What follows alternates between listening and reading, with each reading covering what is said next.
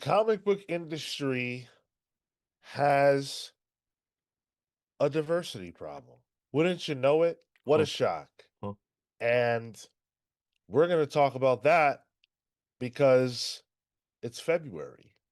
And that's the only time of the year you have this kind of conversation. That's right. That's right. Yeah, unless news is slow, then maybe we'll have that conversation too.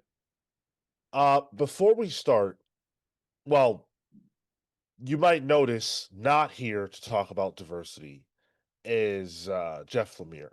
So I want to put it out right on Front Street that unfortunately Jeff had to cancel again. And we can't talk about why.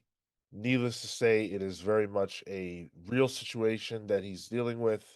I really hope he's okay, but he absolutely did have to cancel on us. I hope we can reschedule him for some time in the near future. We have a busy schedule too, but we will do our best to get him on here at some point. Can we announce the other guest? That was finalized, right? I'm a little gun shy. Okay. All right. Okay. Yeah, fair. But here to have the conversation about diversity in comics, we've got Marco, Celsius. Tyler, Hey, and I'm Sean. Thank you for being here, whether you are alive or in the future. Make sure that you smash that like button. We are going to be, I'm putting up the goal right now so that we can play the GOAT game as we do every single week here. We have never missed it. Hopefully, we don't today. And for those of you who tuned into the stream where we interviewed Philip Sablik, you may have heard that we have 3 starter packs for Ignition Press to give away. We're going to give away one every single Saturday. Well, for the next 3 Saturdays until we've run out of starter packs. So we'll tell you when we're going to do that giveaway. It'll happen a little bit later on. So stay tuned. Let's get into the big topic today. Diversity in comics. My favorite. Not really. So I feel like about every year this comes up around here. And it comes up in the industry as well. A lot of people talking about it. In fact, I got a text from one of my closest friends, BJ Kicks, this morning, who said, "Hey, we should talk about this." Beat you to the punch, unfortunately. Would have been better to have him here for that conversation. wait. What are you going to do? He texted you this morning, even Yes. though we didn't post what the show was going to be about until just now. But you told me about it last night, so Yeah, just serendipitously. It was on his mind. I mean, it's February, so Pass him the It's the link, only- yo. Send him the link. Only time you're allowed to think about it. if BJ can hear the sound of my voice, you're welcome to join us, BJ. But I know my man's probably busy being a father, raising the next generation. That's right. But we do have a serious topic on our hands because I was thinking about, well, shoot, it's February. Normally the big 2 will at least pretend to care about diversity at this point. And I'm feeling like that's not even the case this year so much. DC's doing their milestone history of the DC universe Dakota incident issue, which doesn't feel like it needs to be Black History Month for that to come out. Thursday we talked about sort of giving DC credit for that. But it's like, well, damn, I know they have a vested interest in introducing Static for their own purposes. They just brought it back. Why does this count as their big diversity to do for February? On Marvel's side, I don't know that it's too much better. I'm not even aware of any particular plans they may have for the month. Not that I'm big on celebrating Black History Month, because I think we should be able to have Black characters in comics and all races of characters in comics at all times. It shouldn't just be for a month. But it feels the like shortest month, by the way. listen, hey, Yeah. we drew the short end of the stick. It makes sense. But it feels like alongside the rest of this country, the United States, for those of you who aren't from here, the big two have sort of said, eh, diversity was the thing a few years ago, but now it's kind of not. Do you think that the big two have given up? I don't think they've given up, but these guys ride the waves of public Mm, perception. mm. It's 2026. Woke is dead, although I think woke is coming back soon in a different way. But woke is dead, so they don't need to do it because they won't get as much flack. If nobody's really complaining about it online, then they won't get as much flack for it. Sure, this is like months ago, and I think that the recent immediate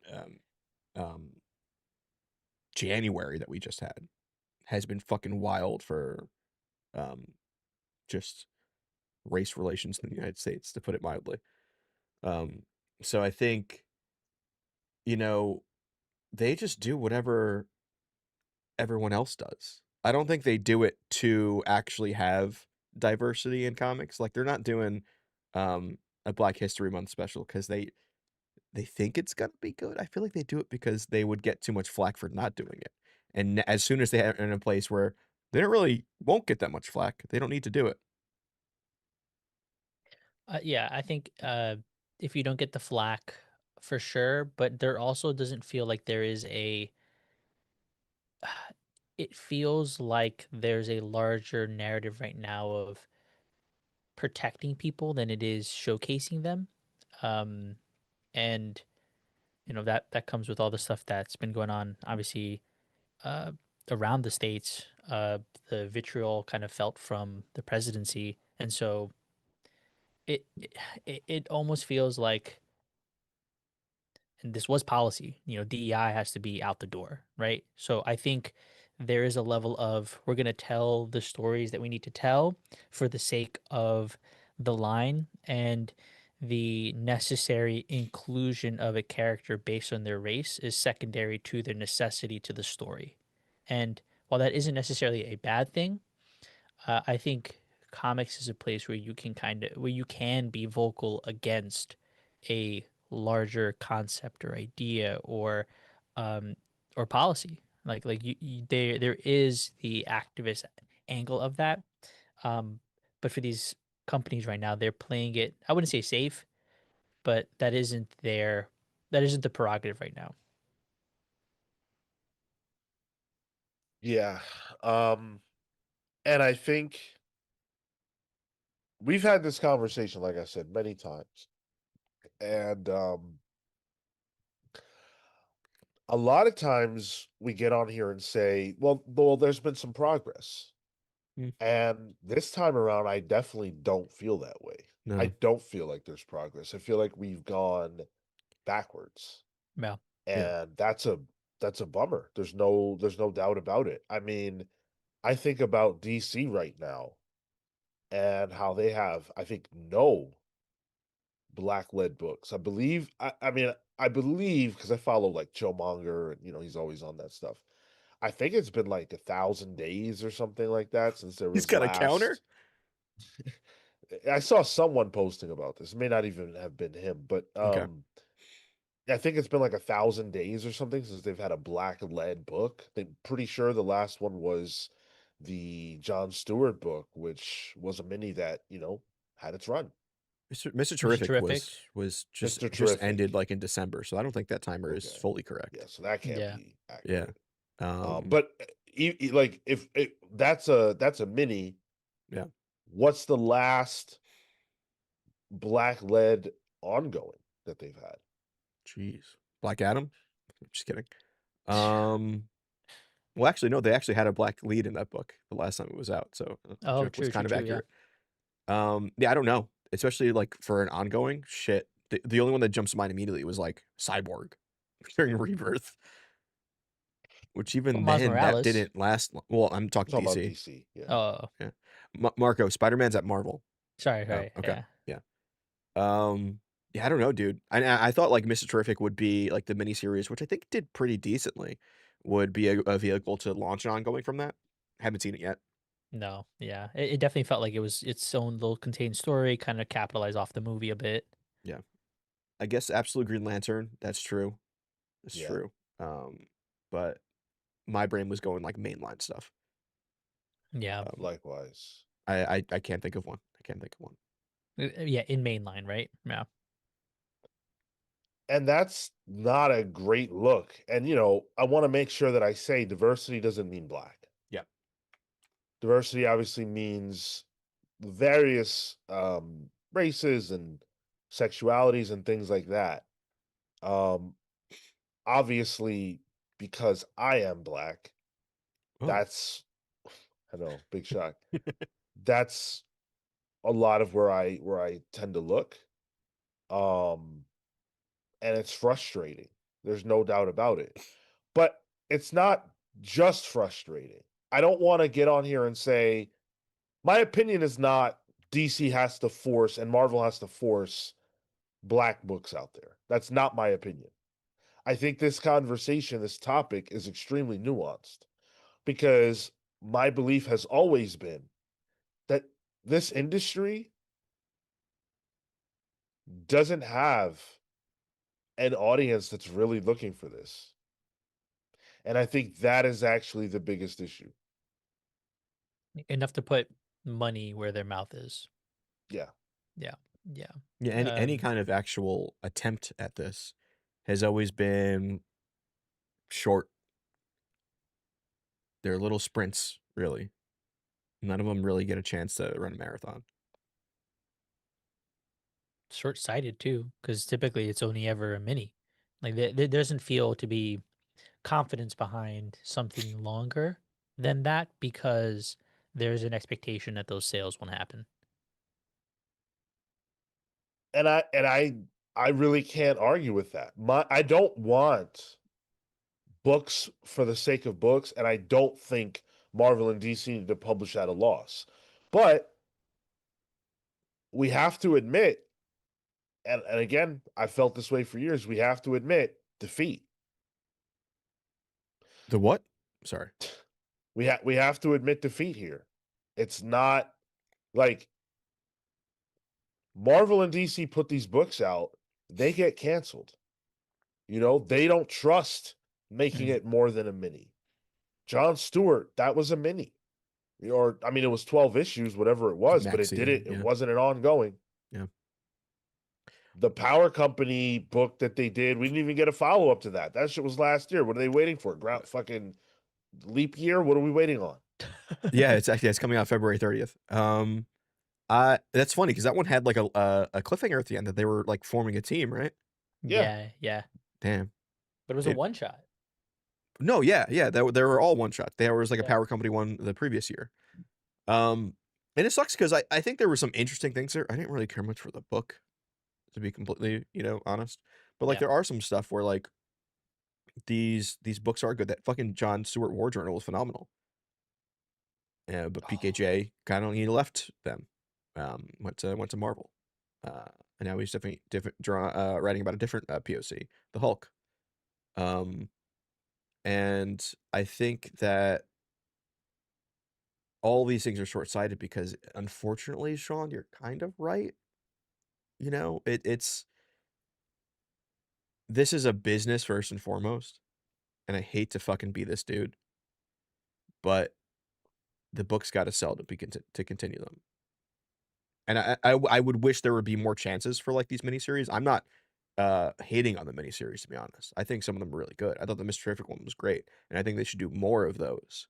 And then maybe something catches fire. But yeah.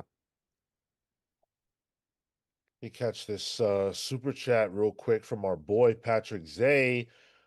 9.99. Thank you, brother. He's got a huge announcement. He says, "We outside. Just wanted to announce your boy got a baby on the way. Hey, Next Gen Comics Pals on the way.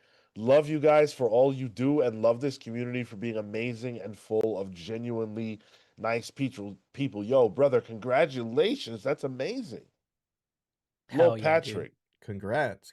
Make sure you get those like headphones and you put it on her stomach so you can learn them early. You know, pump the comic spells right into the womb. Yeah, yeah. They'll recognize our voices. They'll turn Yeah, their head. yeah. Hell yeah. Hell yeah. Let them know from jump. Sean's gonna be Congratulations. actual Unk. I actually am. I know, but like But for I'll this be one, again. yeah. Yeah. Yeah, I mean it it's it's it's feeling to me like we're not going to get to a place where these characters can sustain long runs. And look, Miles, I know someone in chat's going to say, well, Miles just did 42 issues. Yeah. Yeah, sure did. But Marvel has a vested interest in keeping Miles on the stands. They clearly do. Yeah. I don't think they're going to let Miles waste away regardless of what the sales are on that book. And they're not great. That book's not a juggernaut of sales. Yeah. It does all right. It's in the top 50. I'd be curious to see how that does in trade as well. I wonder if that does a little better in trade. But yeah, they're focused on the IP in that world and that realm. So that's why that character needs to have a book out at all times. It's functional. It is functional, and I think for at the very least, what minis we've gotten of black characters from DC, it hasn't felt functional to that degree. Like it's in service of the story still. It's not just because we need to have. I guess maybe Mr. Miracle is an exception, like off the popularity of that. But we don't Terrific necessarily because of the need. movie, right? Right, Okay. yeah. But we don't need a a Green Lantern book with John Stewart because we have maybe something coming down the line. I would expect once the show comes out and then we see that's a functional book, right? But outside of that, When you say functional, you mean there's some kind of synergy going on. yeah. Okay. I guess I could change that to synergistic book. Yeah. Like that was what Miles Morales feels. It is synergistic in that they need that IP out in Front Street, as opposed to DC does it. Well, this is in service of story, or somebody actually had something interesting to say. It's hard because it's like I think there should be a Miles book, 100%. I think Mhm. Miles Morales as a character absolutely should have a book. But do I want that book even if it means, hey, it doesn't even sell like that? Marvel has to, I'm not saying this is true, but let's say theoretically, Marvel has to publish this at a loss in order to keep it going just because Miles is black and Hispanic. Is that what I want? It's not. It's not. What I would like is for these books to sell enough so that they should be on the stand, so that they can stand on their own 2 feet. Yeah. But that isn't happening. That's not what happens. Uh, we got a good comment here from Chris Covers Comics, who said there are plenty of books that straight up don't sell that way, or that don't sell, they get way more leeway. I love Poison Ivy, but that book has gotten more runway than any black book would. And that is absolutely true. Everybody talks about the darling of success that Poison Ivy is, and it is. But if you look at the numbers right now for a book that's in its 40s, it doesn't sell great. It would be canceled, I'm pretty sure, if it wasn't for the way that we talk about Poison Ivy. And why is it that we get behind that book, but no other when it comes to diversity in comics? Do you think the publishers? So for Marvel, let's say, right, we need to have a uh Miles as a character out. Do you think they're thinking, oh, we have a black led title, or are they thinking we have a Spider-Man led title? It's a good question. The What do the you think, publisher? Brendan? Right. I think it depends. Mm. I think with Miles, it's probably like, hey, it's both. You know, this is a like if Miles was not in the Spider-Man sphere, I don't know if it would be as important. Yeah, which is why I think they think it's a Spider-Man title. No, but I also think they know that like, hey, this is the youth Spider-Man. We need to keep this out there. This is a whole generation Spider-Man. The movies redid what that character is. So I think that's a mixture of both. Something like Mr. Terrific getting a miniseries as his movie came out. I just think that's like, hey, James Gunn wants to do this. Like, I don't know if I think it's very case by case, but it is I think character they specific. I think they think we have a Miles book. Miles Morales is a character who, as a character, has a tremendous amount of popularity. And so I think they feel like, hey, we should have this on the stands. But clearly, Marvel doesn't feel that way about the majority of its black characters. Storm That's to absolutely say. does have a book. I think she has a book because she's Storm.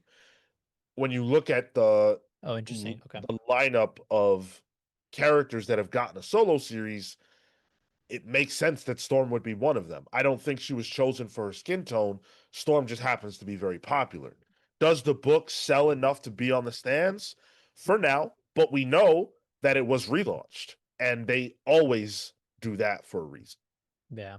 Yeah. That was gonna be my next question because I'm like, oh, this is a Storm specifically because that feels like, oh, this is a mutant, right? Like mutants are for the purposes of our story right now are big, but I think you're right in that they have to select for the popularity of that character, and I think in that case a it would be a Storm over a Shadowcat. I see. Um, Um, it's tough because they've given so many of those characters books. You know, like Magic has had a couple of bites at the apple in this new era, Psylocke as well, X-23 or Wolverine. So they're spreading it around. And Mm-mm. if Storm didn't get, I mean that would be weirder. It'd be weirder if all these other characters who are way less popular are getting shots and Storm is not. and here's you bring up the X-Men. I think that's a very good point right now because think about everything you just named right now. That is also diversity. The X-Men line is diverse. There's a lot of women characters, a lot of queer characters. There's a lot of non-white characters as well. Jubilee just got announced with a book. Storm has a book. I think the flack on a lack of diversity is much more prominent when it comes to film and TV, when you can cast an actual physical person in it. And Mm. I think they are prepping for that at X-Men by making sure those characters have books out because I can expect these characters to be relevant for the films. Does that make sense? Like Like they're almost the like seeding the earth beforehand, you know? with these cast of characters that are being led by have lead They're titles. putting their images out there. They're putting them out there for bookstores, for comic book stores, in the video games as well. They're saying, "Hey, look at these characters. These are the ones to focus on because these are the You ones that'll might be see them prominent. soon." Yeah, Right. Sure. Sure. I could see that. That makes sense. because Frequency builder. because diversity is a little more, I think, tangible when it has a physical person involved. These are still pieces of paper, so I think they're okay with you like just bypassing some diversity things here and there. But when it comes to like casting a film, I think there's still huge diversity and inclusion efforts that they're attempting. Like the Eternals, for example. You have to Yeah. the diversifying of that cast. Well, it's not like I mean all those characters are white in the comics, you know. Oh, that's But what I Yeah. but mean. but Marvel Studios and Marvel Comics have nothing to do with each I, other. And when it comes to hold on, when it comes to like the idea of like I don't think Marvel Comics is thinking, "Oh, well, we've got to make sure that there's a lot of diversity on screen." Like that's not what I'm saying. they are focused on their space and studios is focused on their space. I don't think comics is thinking for studios or vice versa. I'm saying that there is no vice versa. This I don't think the studios talk to the comics at all. But I think the comics knows potentially what's going to be happening in the future, and and tries to make steps forward to seed the field for it, whether directly or indirectly. The X-Men just happens to be also diverse as a group of characters, so that definitely helps. Yeah. I feel like that's really what it is because they're also putting books out about Cyclops. like I don't think they're actively thinking about diversity. I think they're thinking about the characters that are X-Men that people like. Like they didn't choose fucking anybody obscure. They chose popular X-Men. Yeah. Sure. Common sense with a 4.99. I regret that I didn't ask Dan Waters if he wants to make a Bloodwind series because he made Bloodwind relevant again back at Lazarus Planet. Well, we will definitely have Dan back eventually, so you will be able to ask him that. Thank you though. Jet X with a 5 spot. I get the sales perspective, but they don't give Black Stories a chance from the publisher, which leads to the reader not giving them a chance. I think what you're bringing up, Jet, is smart. Is it a chicken or egg scenario when it comes to this? Because I think that audiences have spoken enough with their wallets that they don't really care. Yeah. To that point, Tarek here has a comment that says part of the problem that is hard to solve, even though we're in 2025, would drive comic book sales. Comic books are the same heroes Yep. as in the 60s. We are the consumers. We as the consumers are telling the ones telling the big two that is what we want. The issue is that comic books for the Wednesday Warrior is a ritualistic thing, and that also entails the character being ritualistic and wanting to read about the same characters, and that is built into the DNA of Big Two Comics. Is that most of these characters were fucking white dudes, but because that's the comfort that people have, that's what they're going to keep picking up, and that's why those books are ever presently published. Any deviation is deviation from ritual, which is hard Yeah. for people. Yeah. I came to the shop today and last week, and I'm gonna be coming back next week to pick up my Peter Parker. I was gonna say you're so inconsistent about going to the shop, Marco. What are you talking about? Dude, if it's late night or something, I don't know. I just end up buying it on the iPad. It's been cold. Ben loudly dropping a mini bomb on us. That 20 spot. Thank you so much, brother. That's I love that. Love to see that Thank you. on a Saturday morning. Books need creative teams to sell. You rarely see the heavy hitters. Thank you. You rarely see the heavy hitters on black titles. I'm black and I hate being told to buy comics just because they have black characters when I don't like the art or writing. Thank you for saying that. That is exactly right. I'm telling you right now, fuck all that ritual. I don't care when these characters were created. That shit, all that is irrelevant. If you tell the audience who matters, that character matters. And you tell them that by who is the creator on the team and what is the character doing. That's how you tell readers what books to buy. Why has Jonathan Hickman never graced the Black Panther? I've said this a million times. They never do it. If they did, every Jonathan Hickman person would suddenly forget the race of the character and would remember they love Hickman and they'd buy the book. They'll buy it. Imagine Hickman's like, I don't got a Black Panther story actually. He did. It was Imperial, and he left the whole division after the 4 issues were done. Dude's been writing Black Panther off and on for 10 years, by the way. Yeah. Over 10 years. Was a central character in Hickman's New Avengers, yet Hickman never was tapped to write that book. That's a good point. They've been Black Panther's weird at Marvel. They've been gun shy about putting out a long-standing Black Panther ongoing for a while. Because it doesn't sell. They put it out. They put out an ongoing, it gets canceled. It doesn't sell. Do you think it's because they've had launches with Ta-Nehisi Coates. That was good. But it was selling then. Right. It also helped there was a movie coming out at the same time. The character was just big on the perception of things. That was well before the movie. I'm pretty sure that was a few years before the movie. That he was just a hot character. Wow, you mean to tell me when you make a character relevant in your books, people will show up? He was a fucking Illuminati member. We wanted to read about that.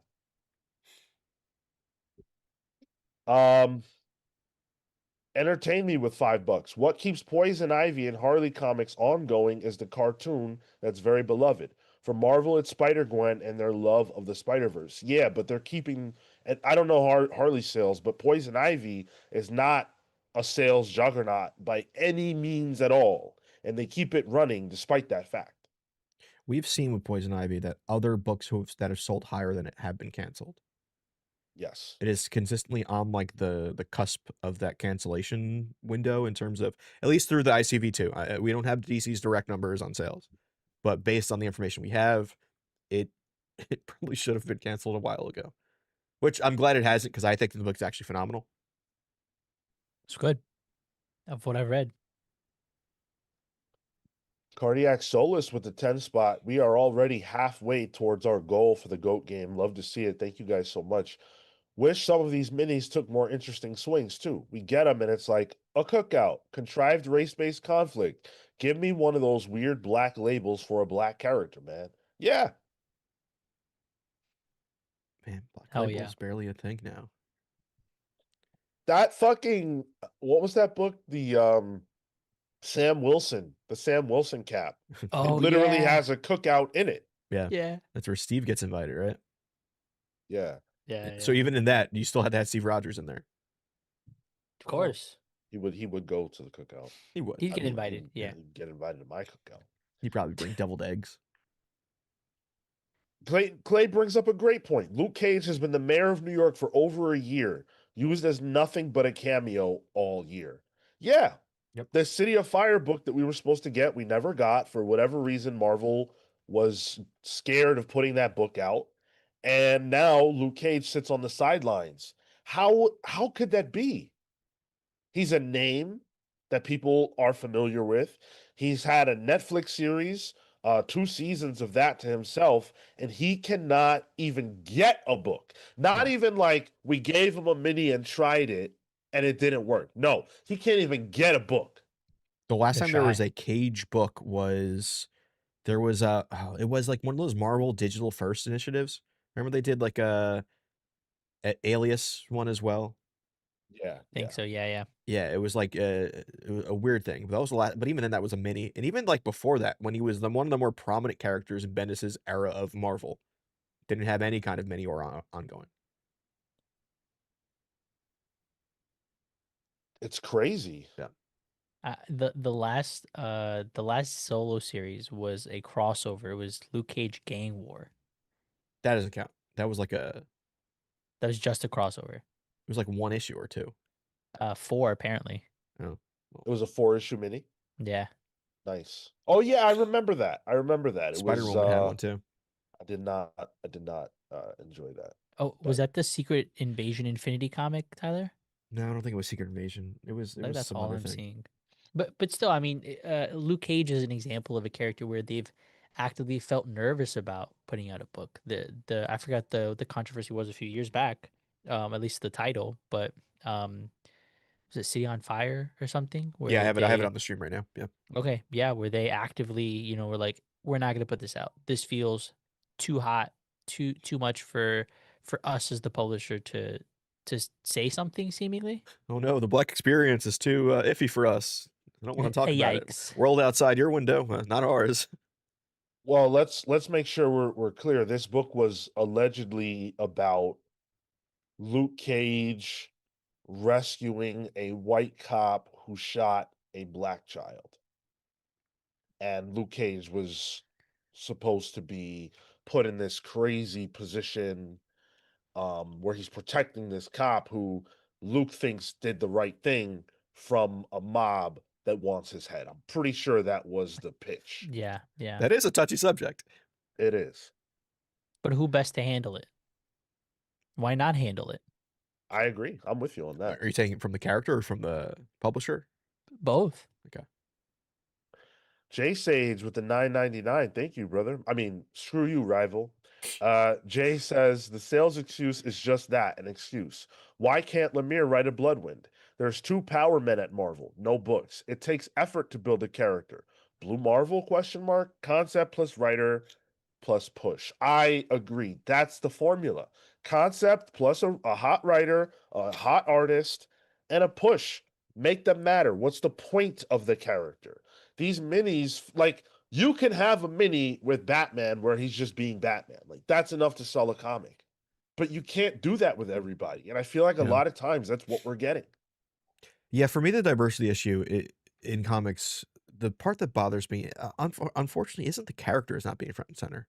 That will come naturally when creatives are front and center.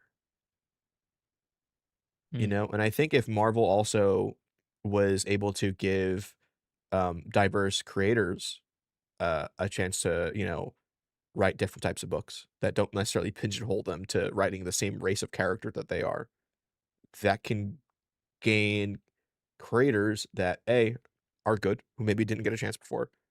And B, I think they would sometimes they just naturally gravitate to those characters, and then they've already gotten a fan base, and that will draw people to those books.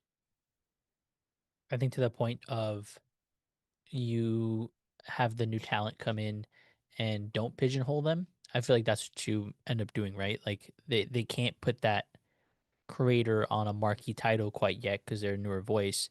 So you have to give them to a character that they deem lesser, only in in stature of Yeah. popularity, and you do get end up getting pigeonholed in. Oh, this black writer is going to write this black character. This Spanish writer is going to write this Spanish character. Um, because that's like the proving ground. It's very short-sighted, I feel. It is 100%. It Yeah. is right. So I think the other way around that is you do relaunch with a Hickman who's alongside writing stories with another writer who's expected to pick up, who maybe has who is a diverse voice, or at the very least is somebody newer, so that way you can push the book and then try to launch that with as much runway as possible, as much rope as possible. DC did this with Green Lantern and Green Lantern Corps.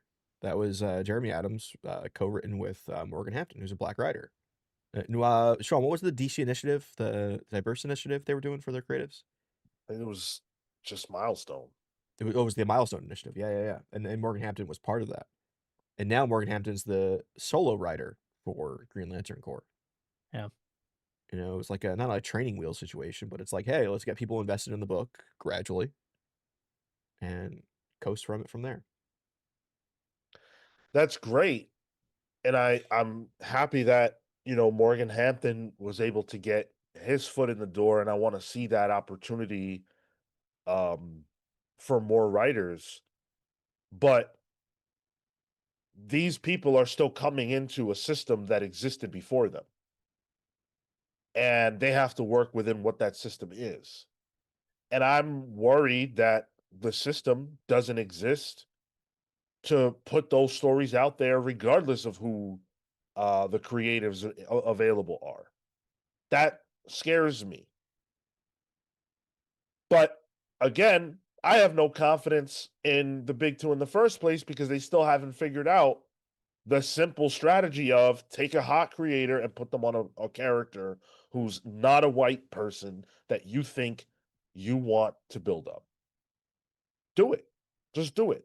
Where is the Jonathan Hickman Black Panther?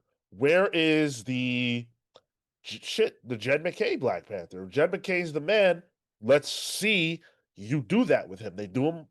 He does. He had 57 Moon Knights. Can he do one black something? Black Knight? Well, no, he's a white guy too. Fuck. Yeah, that's right. Yeah. Yeah. You're muted, Tyler. Oh, it's fine. I was just making bad jokes. I was also looking at because I'm thinking of like the near future, right? DC Next Level. None of those characters are black. Huh. I think they're. I mean what's his face that's writing and drawing Zatanna. Jamal Campbell. Jamal Campbell. They at least have black creatives on some of the titles. I don't have the list of everyone here. And they have some not there's it's a generally Jamal Campbell. Then we have female creators as well. So there's some stuff there, but the characters they're just there's like this. It's nothing. So you went to a place that I was looking to go a little later, but we'll go there now. Um, everybody says if you hire creators that are diverse, they'll do diverse things. Look at Next Level. It's a direct condemnation of that logic because we know for a fact that the creators were offered the ability to choose the characters that they would work on, and that is what we ended up with. A list that does not include anybody black. Not creators, characters. Yeah. And I don't blame Jamal Campbell for that, by the way. I don't blame anybody creative working behind the scenes, which is why I don't like that argument, because I'm black and I don't want to. If I get my foot in the door to Marvel and DC, my immediate agenda is not let me get on these black books so I can elevate them. No, I want to fucking write Batman too. That's why they The had onus 5G is, Batman. yeah, the onus is always on us.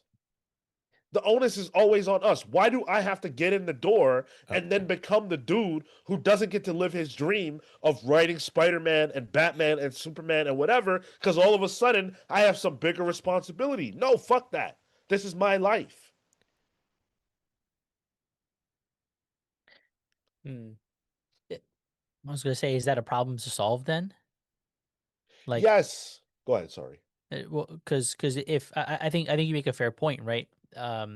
I come on to the you join, you want to write the biggest book, the biggest characters possible, but you also as a publisher, you want to be able to diversify the line, and what I mean by diversify, not necessarily with the character race, but with a stable of characters and IP that you own, and so does that mean that getting to write a person of color is the short end of the stick compared to a Batman or a Spider-Man or a Superman?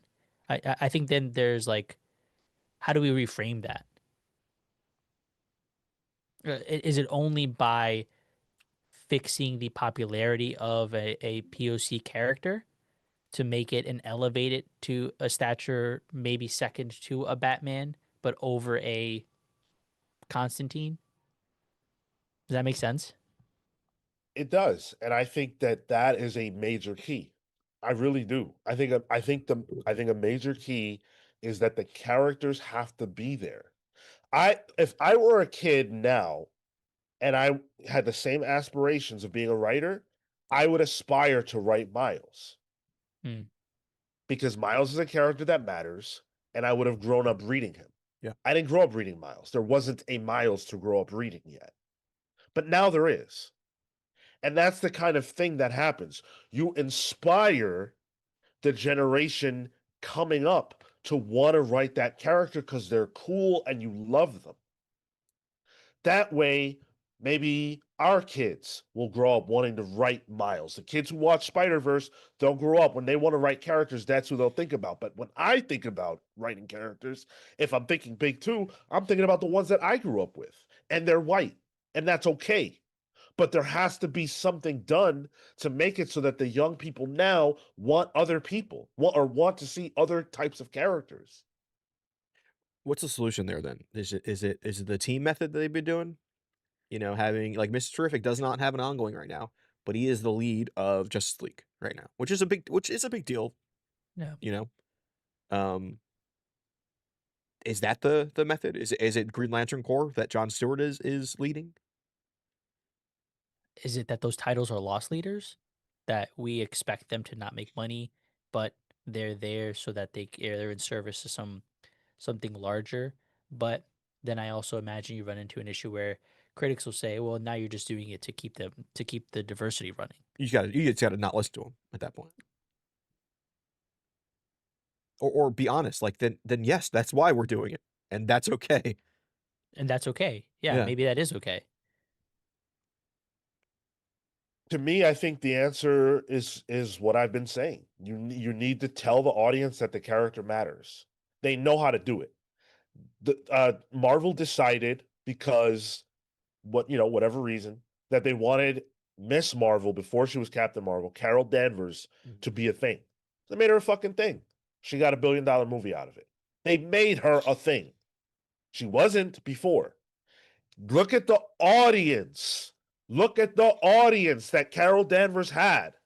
Who was buying the Carol Danvers Miss Marvel book in 2006 and who was buying the Miss Marvel book in 2016? The audience completely changed and Marvel decided that's what they wanted and they got it. The Carol Corps exists for a reason. I'm not saying Marvel created the Carol Corps, but I'm saying that they put the character in a position to succeed and she did. well, because they put Kelly Sue DeConnick, who was on fire at the time, on the book. That's definitely a part of it. But what I'm saying is that they had a vested interest in getting it done, and they got it done. Yeah. Well, I'm saying because they recognize, oh, this is something we want people to focus on, right? Here's a character we want people to focus on. Let's put a good creative on it. And then Right. it struck fire. It's funny because as soon as Marvel, it became not useful for Marvel anymore. Like that doesn't exist anymore. Carol Core is pretty much gone at this point. So it's funny to see how quickly they were okay with just dropping it as soon as they got too much heat for it. But we're talking money. Sure. Right. The books don't sell. It's not even heat. If the book doesn't sell, what do you do? Yeah. Do you keep it going so you can say, well, we still have the representation of that character? No, because then They Miss kept Marvel would have a book right now. they kept it going way longer than it had a right to. We talked to Kelly Thompson, and she told us actively how she had to try to keep that book going. Yeah. They wanted to get rid of it. This is business. Cool man with the 5 spot. And that puts us over the goal. Thank you so much. First hour. I love to see that. Cool man says they did this with Naomi, and now nobody knows who she is, even though she had a CW show. But then after that, now just be a member of the Teen Titans.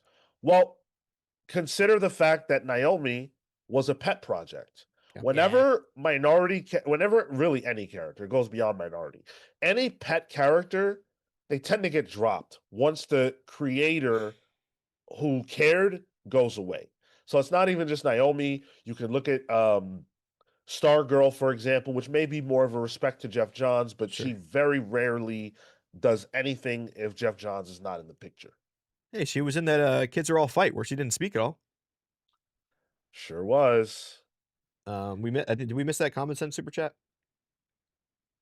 Common Yes, Sense for $4.99 saying Hickman created Night Mask, Adam, and gave him and Starbrand to Greg Wiseman.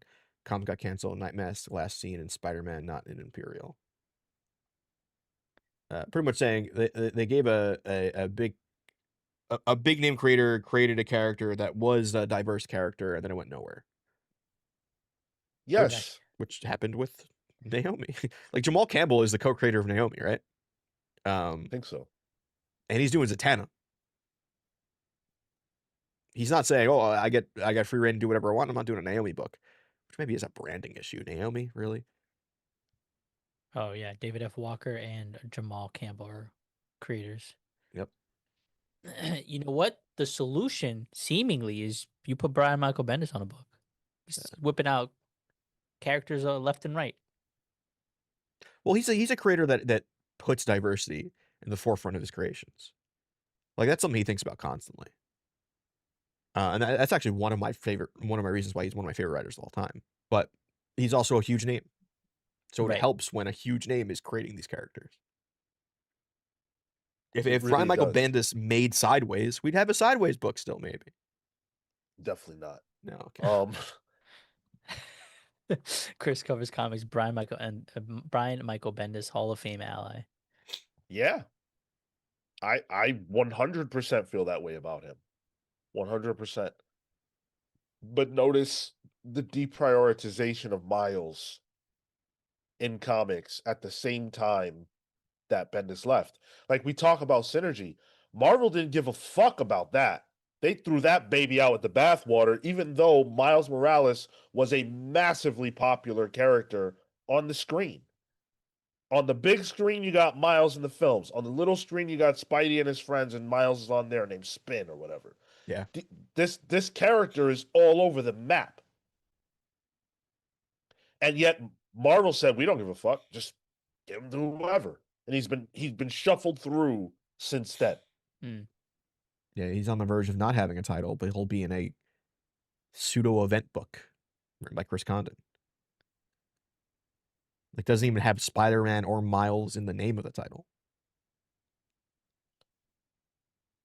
Because you're talking about the Reborn, Ultimate Reborn. What is it called? Reborn, Ultimate Incursion Reborn, Ultimate Impact, Heroes Reborn, something like that. Yeah, just put a whole bunch of Impact. Yeah, put a whole bunch of fucking random adjectives in a bag and pull them out. Yeah, yeah. Mike Manhattan says, go support creator-owned comics from diverse creators. The big two ain't doing nothing for diversity. that's another side of this conversation. Should we expect this? Should there be the expectation that there is a, very diverse group of characters being published, or do we need to look elsewhere for that? I don't think that's an invalid suggestion, because they're a business. And if that's not what sells, it's not what they're going to do. And it's not what I expect them to do. So, yeah, maybe you're right. Unfortunately, you can't expect them to put out stuff that doesn't sell. Yeah, yeah. Or that to be inherently diverse. I think the only publisher that's done it right, black led superhero title that has gone on for decades, still sells. Can anyone think? Careful. Can anyone think? Spawn. Good point. Great point. Oh, black-led character. Yeah. 100%. So it's possible. I would love to Let talk to me Todd McFarlane about diversity in comics. let me point out a problem, like a direct example of the problem, right? So we've got the Tasteful Thickness in the chat, which is a great name, admittedly. Yeah. But a dumb brain, like a not functioning brain. So they say no one cares, leave white people alone. Cool. Cool. So that, right? And we're gonna ban you, we're gonna mute you, you're not cute, but I'm using you as an example, right? Like, you're the kind of person that can be made an example of and goofed on. Like a pet. So the problem is that there are not saying most, majority, none of that, but there are a lot of idiots like this one that do read comics. And you can't do anything about the entrenched audience that already exists. So if you have a moron like this, and that's the person with buying power, then that's a problem. If that idiot is the kind of person dictating the characters that get published or don't get published, then that's what we run into. So what's the solution there? What's the inverse? No, there is no solution to that. Well, I mean, not to somebody whose brain is thick like that, but it's a solution to the audience issue. I'm saying there is no solution to that. The audience is what the audience is. And if they don't want that, then they don't want it. Is there no way of diversifying the audience? You'd have to, again, it goes back to a very cyclical conversation of, we have to create a new audience, which is that's not a real thing.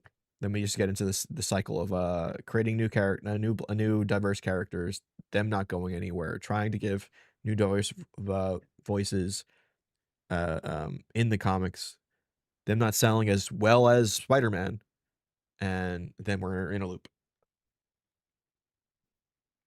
Common Sense with $4.99. Do you think Monica Rambeau would be more popular on A-list like Storm for decades if Mark Gruenwald didn't sideline Monica for Captain America? I don't know, bro. I don't know. Monica Rambeau has a chance now. She's in the movies. That's what matters. Yeah. Yeah. She's got, facial recognition. She was in friggin' WandaVision, which people love.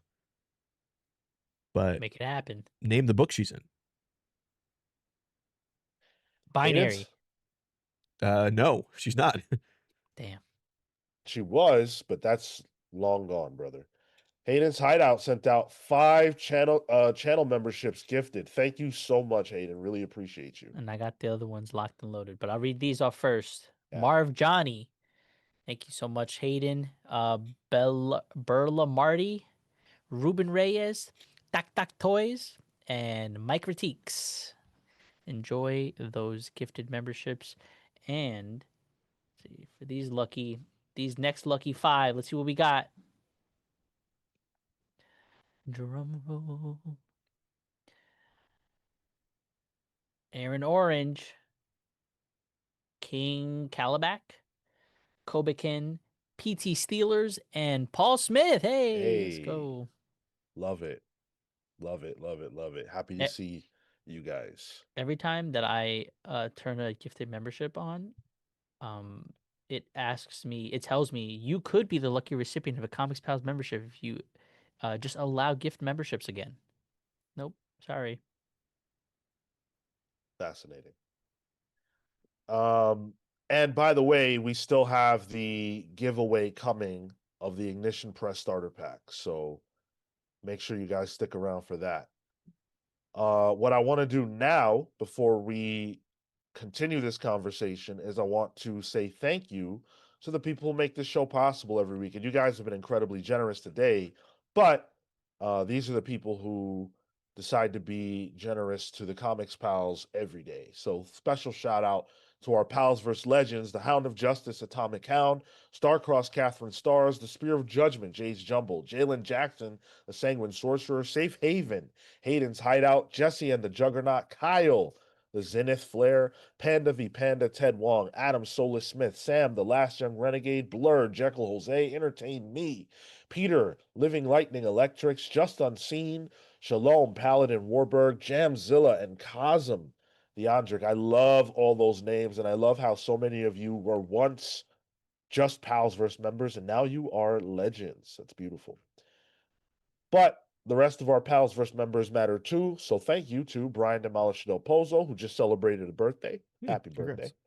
Congrats. Kefis the Nice. Incorruptible, Momentum Mike Elliott, Dan the Truth Trudeau, Marley Manastorm, Slow Flow Dammer, and Christian Uncaged, The Spirit of Justice, Izzy's Issues, Robert Runback, Cashaback, Pete, The Dreamweaver Collins, James Just Jamming Jones, Paul Powerhouse Smith, Neon Knight, The Cosmic Avenger, BJ Kicks, Comics Are Dope, The Grand Alchemist, Chop Harder Alchemist, and John Barrier B. If you didn't hear your name, and you're supposed to, you will a little bit later on. So, what is the solution? We identify the problem. What's the solution? It's worth saying that next level, DC's next level, has about half or so of its roster of characters that have books are women. Batwoman is getting a book. Yep. Batgirl Barbara Gordon is getting a book, which is probably going to be awesome. Obviously, Zatanna's getting a book. So that's great. That's great. Could it be that there is space for diversity in comics, just not the kind that I'm talking about, not the kind that we're discussing? Maybe there's just not enough room in the publishing sphere for these big two publishers to fit in a black one every now and then, to pepper it in. Maybe there's just not space. So there's a lack of diverseness in the diversity of in comics that we're getting. Yeah, maybe there's just not enough room for it in the publishing schedule. Maybe they just don't care enough. I mean, if the goal is to make money and they sold, I don't think that they would shy away from a diverse series or diverse character. If something hits, it'll sell. And this is on the eve of Batwoman coming out. Not direct eve, but it's coming out in the next month. And that would be the first one of these next level books to come out. So we don't know the results of this experiment just yet. This, creator-led experiment. Come summer, we could be talking about a next level where things might look a little different. Who knows if these books do well enough and they light people on fire well enough. This is the idea of having creators tackle the creations they want to tackle, and that being the first. And hopefully that will draw people to the water. But we'll see. Mark with the $9.99. Thank you, bro. He says, I think we can support black indie creators and still push Big Two to include more representation. If that was never done, Big Two wouldn't have some of the diverse characters we have now. Even dropped characters can be picked up. You're totally right, dude. Man. Yeah. People talking It's about never too Bloodwind. late. Yeah, people talking about Bloodwind earlier, who I'm very not familiar with. But I'm sure if on the right team, that character can hit. There's no reason why we can't get, why characters can't have multiple bites at the apple. As far as black indie creators go, again, look, if we're having an honest conversation, I'm ready to come to the table. I don't want to buy books just because of the skin color of the creator. And I am black. I don't want to do it. I want to buy books that I think are good. I buy Stephanie Williams' Roots of Madness because I think it's good, not because of the skin color that she has. I hope that if part of the reason you listen to this show is me, that the reason you show up is not because you think I'm a chocolate, beautiful man. I hope it's because you like what I say, or you think it's interesting the way I say it, whether you agree or disagree with me. That's what I hope. I The show up to this. content of my character. I show up to the show, Sean, because you're a chocolate, beautiful man. Thank you. Yeah, that's what convinced me to join. Like I'm a little more caramel. You're like dulce de leche, dude. It's interesting that you say that, Sean, because I think I tend to go out of my way to do that. For example, um, to buy comics because they are representative of an individual character, because I feel like a majority of the time they get the short end of the stick as it relates to people's interest. La Borinqueña by Edgardo Miranda Rodriguez. Yeah. I was one of the first, I feel like, first Kickstarters. When that was coming out, I would attend when he was doing sessions, not at Comic Con, but sessions at like City College. In a classroom that he rented out, because who else is going to show up for those things? I think there's a different consideration for indie um than there is for big two, and it's hard because sometimes they're newer writers, and they're banking on that character, right? Like they don't have a repertoire of books to sort of have tested things out. So sometimes you pick up these books from these newer creators that are meant to be, you know, POC led, and it's tough sometimes. Um, that said, I think there is something to be said about supporting them so that they can go on, get better, practice with any creator, any creative. Is you support them at the outset, and then move forward, or let them move forward. Marco, your Lib of the Year medal is coming in the mail soon, I think. Thanks, dude. Yeah, Yeah. yeah, yeah, Yeah. yeah. Well, it is DEI is out the door, so Yeah. It's only bronze though. It's not the best medal. That's funny. Um, damn, I got shit on. Would you? Who Jeez. was it that shit on me? Somebody shit on me. Oh yeah, Hero said, Sean, I assure you we don't see you like that. Marco, on the other hand, has us in a chokehold. Everyone's got a favorite. I know I have a face for radio. I never intended this to be a video podcast, but that's just the way the algorithm works. Yeah. You guys want to see us for some bizarre reason. Yo, Well- at the start, people were shouting out the hair. Thank you so much. I used some leave-in conditioner today, so I got rid of my mullet.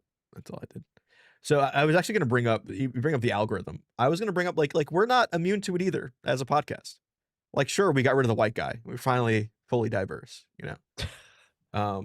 but look at Pal's polls. We have to talk about the books that A, we like, and B, will drive people to the show. So that's why there's a lot of Batman. There's a lot of, hey, let's read Spider-Man. Like we're not immune to it either. It is ingrained in the DNA of it. Sure, we will try to add things. Like when Marion Heretic came out, it's a female-led book. We fucking picked it up and it's fucking rad. And we will find those gems here and there. But even we're kind of slave to this problem because it's a problem for comics. I just sent you the link, BJ, to your Discord. If you want to come on and chill with us, you are always welcome to do that. You know that. That Cato says, I feel like diversity in indie comics works a lot better since it doesn't feel forced and is more easily embraced. In indie comics, it generally doesn't feel like a token character. Well, Bat Cato, imagine you, right? Like, and I know you. But imagine you talking about who was a token character. Like you're ascribing token to a character as it relates to the skin color that they have. And when I look at them, what I'm saying is, man, that character's awesome. I wish they would do more with them. You see the problem. You see how race changes the way we view this. Like I love Black Lightning. I think Black Lightning is the shit. You say, oh, he just comes across as a token. That's not what I'm. That's not how I am perceiving that. Right. So Mm. there has to be like even some learning on the part of like you and the readers to understand that that's just not like what you. I'm not attacking you, but what you said doesn't ring right, There's and like there's some learning that needs to happen. there's implicit bias from everyone's perspective. Yeah. Yeah. And that's, you need to sit down and listen. You know, that's that whole thing. Like I feel like, yeah, like am I the token on here? Shit. And yeah, like Mr. NYC says, so existence is forced. What the fuck? Yeah, like exactly. And Bat Cato's a good dude. I don't think there's nothing, I don't think there's anything malicious, but like the way we talk matters. The way we speak matters. Forced? What do you mean? What feels forced? Yeah. It Their inclusion. is the inclusion is what feels forced because it is atypical to what your experience is. Right. And that sounds crazy. Yeah. That sounds crazy. From a guy I know doesn't mean it. That sounds crazy. Yo, your boy's in the waiting room. Oh, word? Oh, Okay. let's do it. All right, all right. I'm gonna hit admit. Ready, Tyler? Yeah, That yeah. 4-man there. Yeah, I'm ready. BJ? Oh, What's up? Am I sideways? You're You are, sideways. sir. Yeah, my favorite Sideways. hero is here. All right. What's up, brother? How are you? I'm good, man. I'm good. Are you in a shop right now? I am backstage. We're doing a Stephanie Williams signing at my LCS Fight or Flight Comics. Hell yeah. So the signing starts in about 25 minutes, but you got me. You got me for a few. Say your piece. What exactly is the question right now? Okay, so in the immediate moment, we've been talking about where we should look for the kind of diversity and representation that we're talking about, and whether or not we can look to the big two for that, because there may be some readership who are opposed or not interested in, reading books with diverse faces. Got you. So yeah, the big two is not the place for diversity. And I mean, you can argue semantics as to like why that is. I feel like everybody's always going to be like, "Oh, the bottom line, the bottom line," and I think that the myth that Black people, I mean, I'm speaking for Black people, but diversity in general doesn't sell, like is in fact a myth. Um, but I think the best place to look for diversity is probably on Kickstarter, which is not fun. It's not sexy. Like I hate going to Kickstarter, like to buy a book, and then it's like you get the book 3 months later, and the book costs you $30, and then the next issue hasn't come out for a year.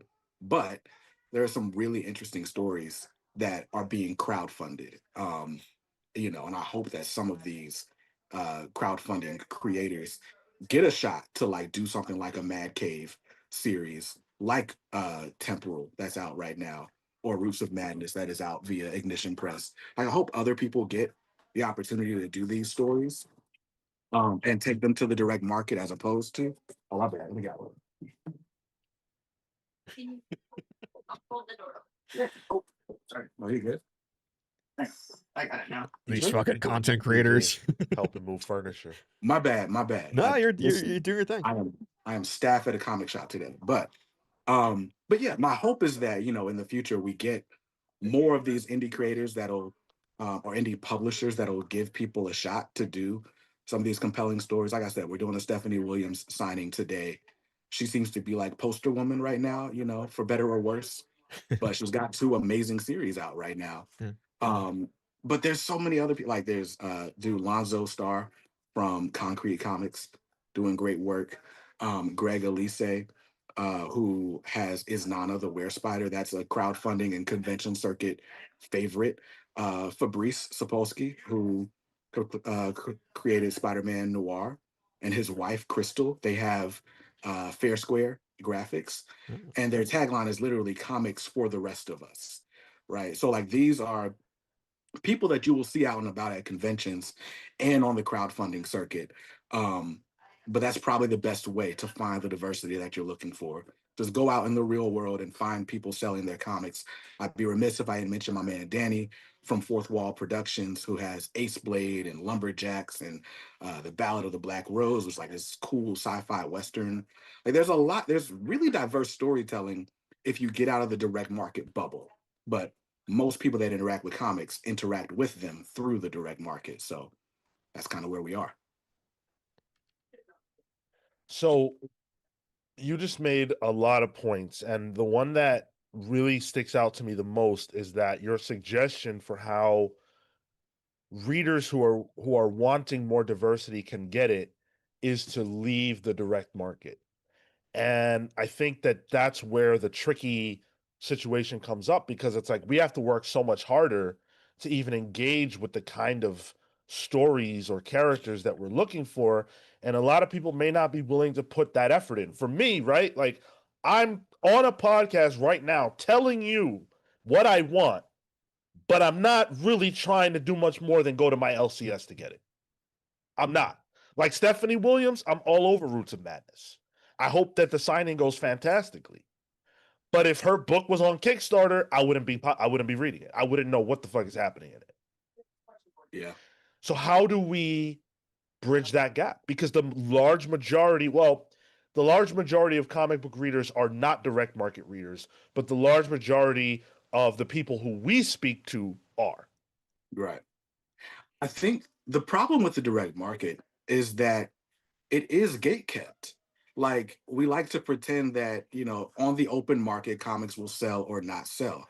But the truth is, we are not the customer for the comic book publisher. The comic book retailer is.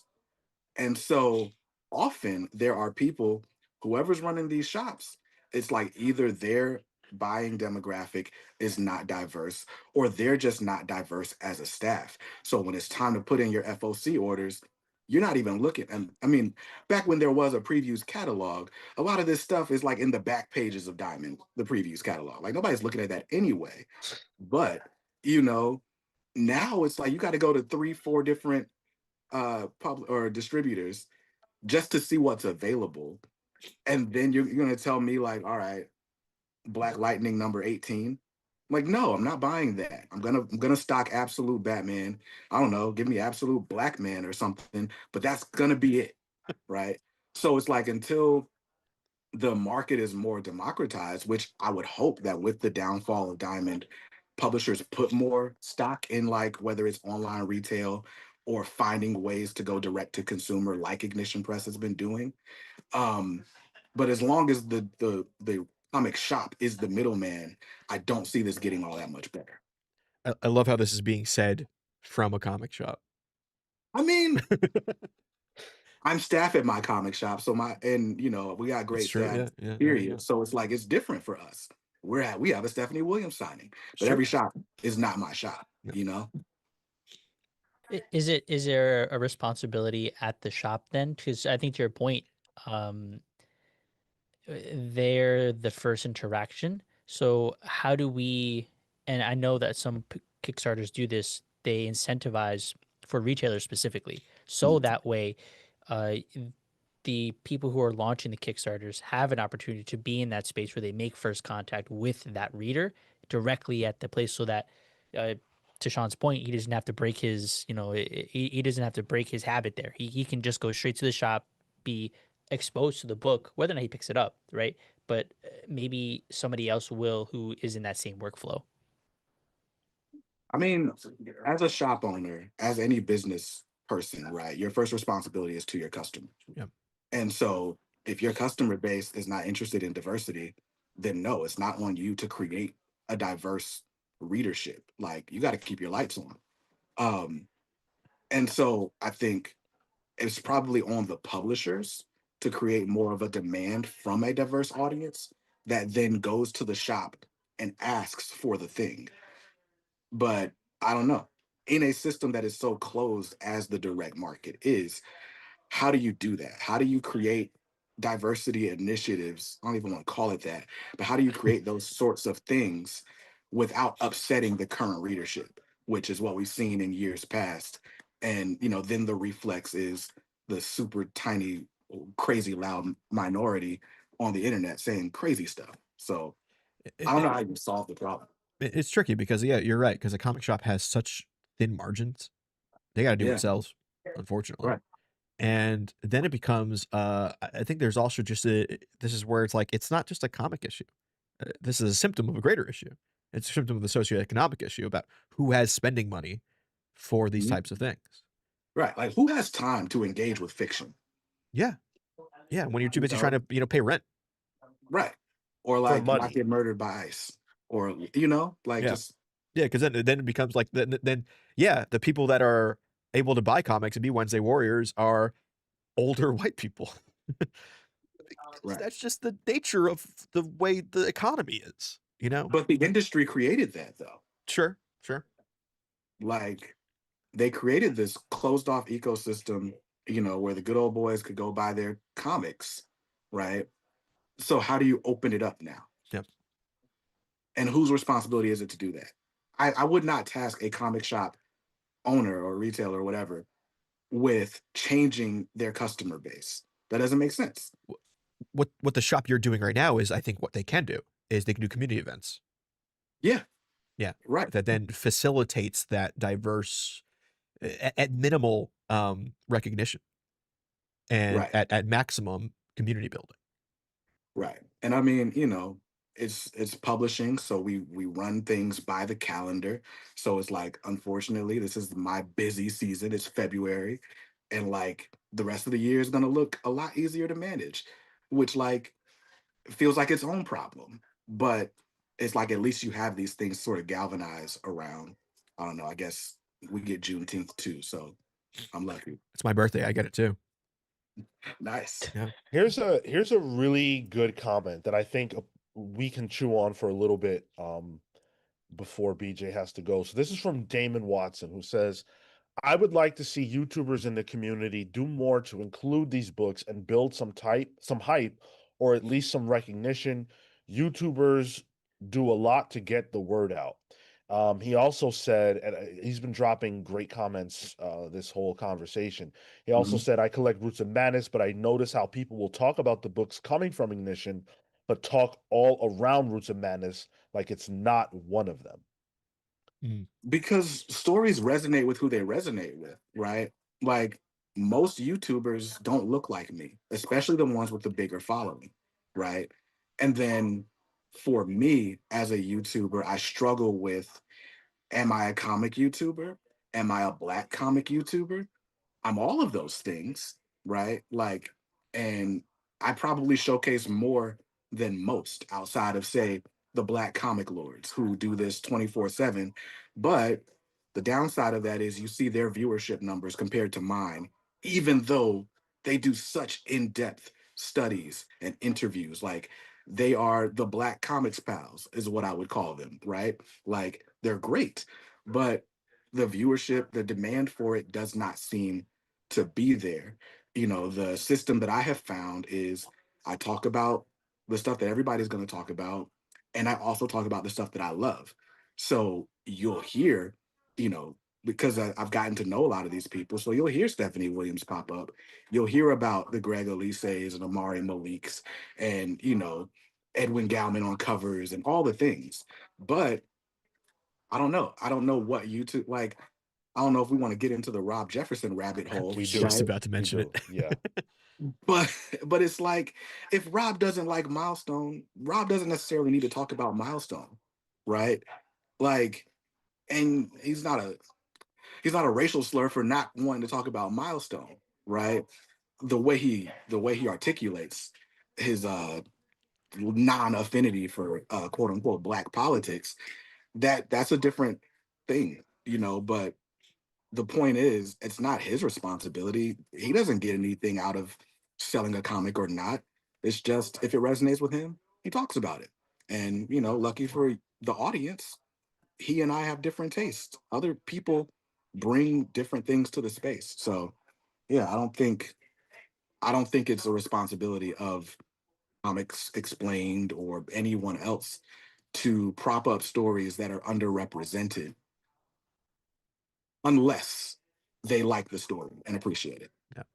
Let me just add that for those of you who don't know, Rob Jefferson of Comics Explained came under fire this week for not covering more Black characters during Black History Month. People have been calling him slurs over it. And it's been pretty nasty as far as I'm concerned. And, Rob is, first of all, I've met Rob. He's a good dude. He came on this channel and hung out with us, and it was fun. I have Argued no with you. issues with Yeah. him. Yeah, which I love. Yeah. And he's great. It's bullshit that this is a guy who's making a living, right? This is a guy who decided of his own volition, let me start this YouTube channel, bust his fucking ass to build it to what it is today. And now there are people coming at him and shooting at him for not using his platform to advance their agenda. Well, where the fuck is your YouTube channel? Where's it at? When you build it and you have the platform that Rob has, we'll see what you do. But until then, shut the fuck up and let my man cook. Because obviously what he's doing is working for what he wants. I woke up What to he wants. I woke up to see him have to do a face cammed 9-minute explainer video on Twitter, and I was like, damn, they really fucking got to him. This That's dude wrong. never shows his face. Yeah. Yeah. I think I don't know. I hate the we are not a monolith line, right? But we're not. But it applies here. Yeah. It applies here. Like all of us do not feel the same ways about the same things. I will say, and maybe just it's the milestone of it all that bothered me, right? Like I don't know why the conversation specifically hinged on milestone, which I also had a weird guy in my mentions yesterday about milestone. Like You like the one that's covered Milestone consistently. so the dude was arguing like that Milestone needs to be divorced from DC, but he did it in like one of those weird like rants where he replied a million times to himself before I realized that that's the argument he was making. I thought he was asking Yeah. why there hasn't been like a new Black publisher to do something cool or whatever. And that wasn't the question he was asking. It was specifically why is Milestone still with DC? Why can't they find some other investor that'll, give them the representation they want or whatever? Which the answer to that is they signed a contract. So there you Yep. go. But I think one of the things Rob said in his statement was like, I don't like Milestone. The story of Milestone doesn't necessarily resonate with me, which is fine. But Milestone was a publisher with several different stories. Chances are, like, yes, they're all interconnected in a way, loosely, but chances are you read through 6 titles, one of them probably resonates.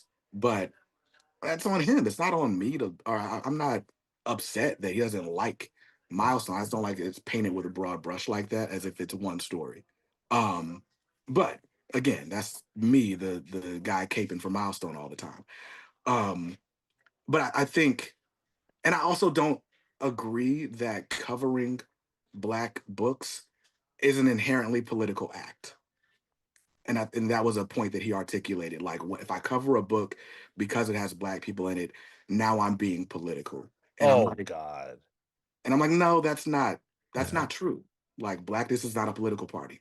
Yeah. So, so I have individual critiques of his argument, but I'm still against the man being called racial slurs for covering whatever he wants to cover on his channel that's clearly more successful than literally any other comic book YouTube channel in history. So there we go.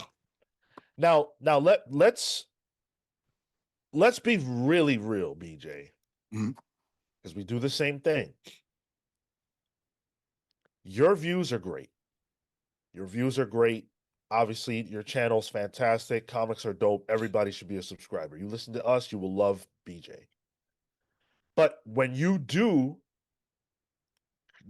a video that's covering our history, when you do a video that's, putting a spotlight on our characters, whatever, the views are different. Facts. I make the sacrifice because I want it there. right? Funny enough, a lot of those videos end up doing well over the long term, like people searching for stuff because I'm the only one there.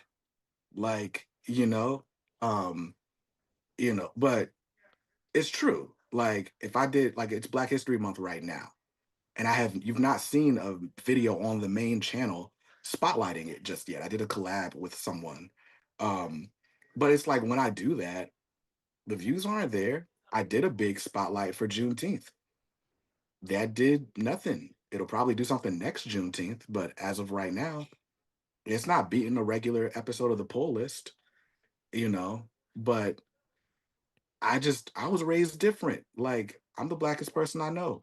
And that's no shade to any other black people. But it's just like first song I learned in life was Lift Every Voice and Sing. Like it's just different for me. I have a stake in it. So I'm gonna put out what I want to see. But that's a creative decision. It's not a business decision. Exactly. Exactly. And in Rob's case, he's making a business decision that admittedly probably does tie into some amount of what he really thinks, Hmm. but it's his life, it's his choice, it's his channel.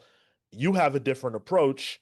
And I love your approach. And what your approach will do is, maybe people aren't looking at your videos at the volume that they do other things that you produce that have much higher levels of success, Hmm. but you're making videos that otherwise just don't exist in our space.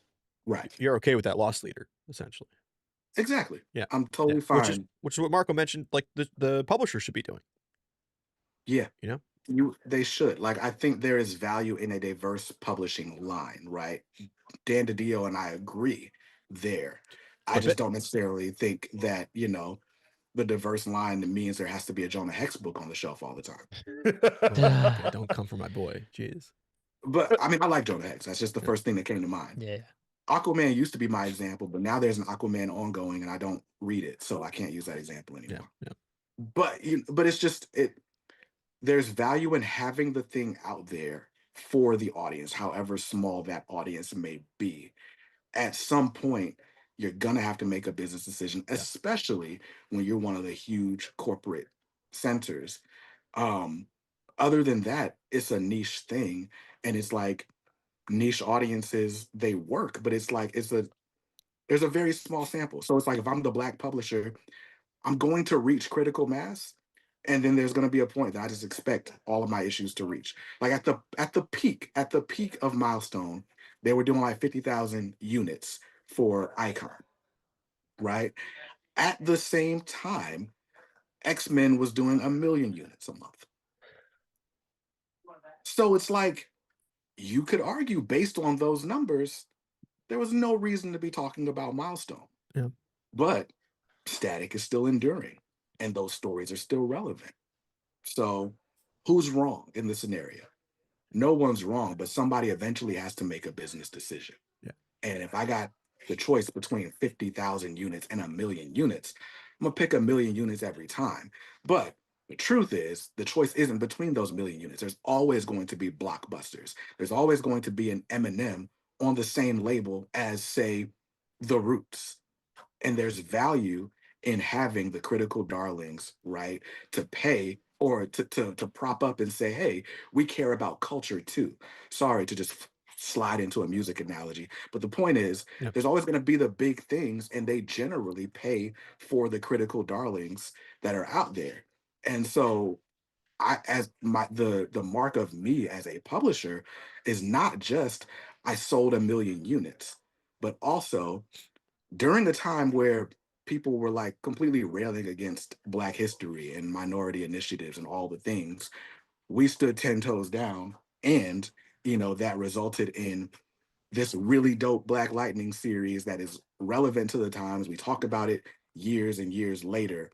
And no, it never sold then, but now it's Watchmen, and it's like it's studied in libraries and whatever. Because Watchmen's overrated, but like some of these other stories are way better. But Wow. Oof, yeah, you said that during More Month? You got fucking balls, bro. On first our of more all, month. it is Black History Month. Like I do not want to hear from freaking Noah's Ark looking Alan Moore in February. So like that's just a problem with your scheduling. But Yeah, whose idea was that? Jeez. Business decision, right? right, Yes. I guess more month. God. Anyway, you don't get me on the Watchmen rant. I gotta go because I gotta prep for this signing. Cool. But thank you all for inviting me. I'll be back 24th. Is that what day it is? Yeah. All The right. 28th. The 28th. 28th. All right. Well, I'll see y'all on the 28th. Thanks for the invite. Love y'all. Take care, BJ. Cool. Take Be care. well. Peace. And that's BJ Kicks of Comics Are Dope. Obviously, you know him. To know him is to love him. Now there are over 100 people here with us right now. The reason I bring that up is because the topic today scared me to put on the title and for Tyler to do the thumbnail for. Because there is a responsibility on a business end for this show to do certain things. And my responsibility every week is to make sure that this show is engaging and entertaining and that you guys want to come and listen and hang out with us. And even here, in a space that I created alongside with my friends to talk about the things that interest me, some of which will be diversity, that you guys might not come. 10 years after, with everything that has happened here in this space and all the love you've shown, I still worry about that. That's what it's like to be Black in any space. I have to worry about how you will react to me saying the truth about how I feel about this thing that I love and how it treats people and characters that look like me. Imagine that. It's a risk in my mind to do what we are doing right now today. But here's the beautiful part. The same amount of people that showed up last week for our conversation about Jim Lee and manga and Ultimates and everything else are here with us today. You proved me wrong. Man, last week sounds like a diverse episode too. Jeez. Yeah. In a different way. Woke pals. It's coming back. 2026. And then there's the before when we were smaller, Sean. That it was whenever we would do something like this, it's not whether or not our listeners would show up. Sure, we have to think about that, but it was if other types of listeners showed up. Yeah. Oh, I And- don't care about that. That doesn't bother me at all. No, but it was like a thing early on where it's like, okay, we might get brigaded. How do we handle that? It was a logistics thing, having to think about that. I don't give a shit about that anymore. Thank you guys for the support on the topic. Really appreciate it. There is no answer to this. But what gives me hope is that you guys are here for the conversation, because that's the most important part, is the conversation. The conversation we're having today might make someone in our chat, in our audience, buy a book they wouldn't. It might change a mind. And that's all we can really do on this side.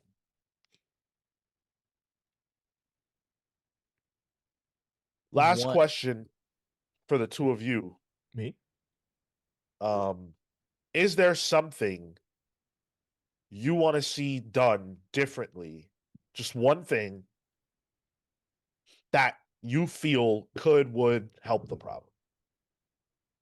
Yo, where are my Latino superheroes, bro? Sideways. Where's Blue Beetle? Jaime Reyes. He's in the Watch Tower. He's in Justice League Unlimited with Mr. Terrific. Get him out of there. Split him off. Do a they're like hanging out in South America so much. Do a Justice League South America. They got those characters now. Though. What are they? You know what they could have done? They could have helped Maduro fuck that guy, but they could have helped him. Whoa, okay, well, They could have helped him. that is we can get into that, Marco. What? We But cannot get into that. Ooh, he's chilling. He's chilling in your neck of the woods right now. Yeah, that's true. Actually, He's in Brooklyn right now.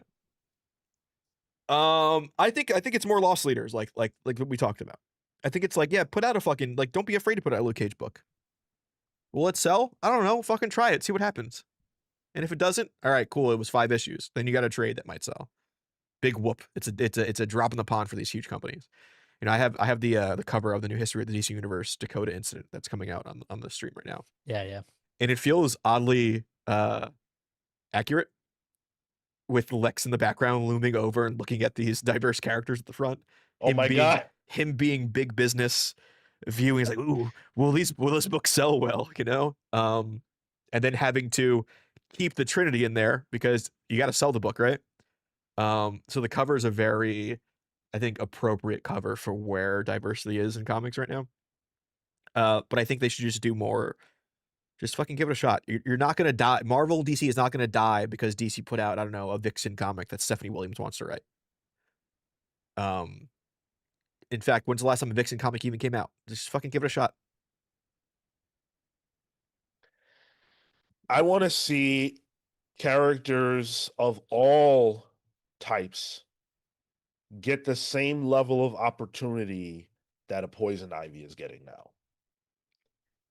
DC is showing that, you know, even books that don't necessarily sell like hotcakes can be published by them. Absolute Batman, as it turns out, is a juggernaut. And so you can take some of that money and put it behind books that you think may not sell or you're not fully confident in, and take a chance. Take a risk, gamble on something. It might work out. You never fucking know. You really don't. And don't force creators to do books they don't want to, but incentivize creators to do books that you want them to. I don't think that Jonathan Hickman has to have, it's not his responsibility to have the agenda. Marvel could have the agenda, and they could give him the monetary incentivization to have a really great idea and go write that Black Panther comic I want. Money talks. Munster NA hashtag make Poison Ivy black. That's not what I'm looking for, bro. It's not what I'm looking for. Seer Prophet with a comment that I really appreciate. And I've definitely noticed this about you from when you first joined the channel. So it's good to see you say this. I have learned so much from this channel and comics. I've realized blind spots that I had. Comics may have brought me to the channel, but learning and growing as a person keeps me here. I love you guys. That's beautiful. Thank you. It's exactly what I hope for. All right. We've got a lot more show to do. So much more show. Thank you guys. Thank you for the participation in this conversation. We've got so much more hijinks to get into, including giving away one of those Ignition Press starter packs. We're going to do it in about a half an hour or so. So stick around. We're going to play the GOAT game as well. We've got a lot to do, and we've got to get out of here at about 1 o'clock. So we've got to push. MD Johnny with $4.99. Great conversations are being facilitated today. Thank you. Thank you. Damon Watson with the 5 spot. By the way, Comics Pals, BJ, Black Comic Lords, Ernie, and others do a lot to keep me engaged, and I buy these books. Thanks, Pals and BJ. Oh, yeah. Thank you. Thank you for buying on the Comics Pals. Hell yeah. Thank you for buying comics, too. Pete Collins says, fuck Comicsgate. Hey, let's go. Cosign. I was about to bait a BJ when he's talking about Kickstarter comics. I'm like, oh, like Rippaverse. Oh, no. Oh, no. Don't say that to him. No, I didn't want to. Maybe if he was on the show for the whole time, I didn't want to ruin his moment. Don't ruin his day. You bring that shit up, ruins my day. But you know, it is a certain month. and we have to acknowledge More Month. It is More Month here It at the is. Comics Pals headquarters. That's right. And you know what? You guys really like Alan Moore because there were a lot of nominations brought to the table. And quite frankly, I was very surprised by the results. Here, excuse me, whoa. Here are the final 4 books, the ones that you will be able to vote on our Patreon page, patreon.com/the Comics Palace. Any tier member will be able to vote. Saga of the Swamp Thing, volumes 3 and 4. I assume that's what we would do. It's because of all Marco's bots. Sure. Yes. From Hell, Mm. Promethea, Ooh. and Top 10. Oh, nice. No Watchmen. Nah, bro. Fuck Good. Watchmen, dude. The Watchmen Doomsday Clock double feature is canceled. Rip. Damn. One shot. You had one Sorry. shot at this, guys, and you ruined it. Yep. Sorry. That's right. Hayden, Near, that's right. Ooh, it's going to be so good. You guys popped out for the nomination process, but what are you gonna do when it's time to vote? Is it Swamp Thing? Are we going back into the swamp, or are we going to hell? What are we doing? Could do both.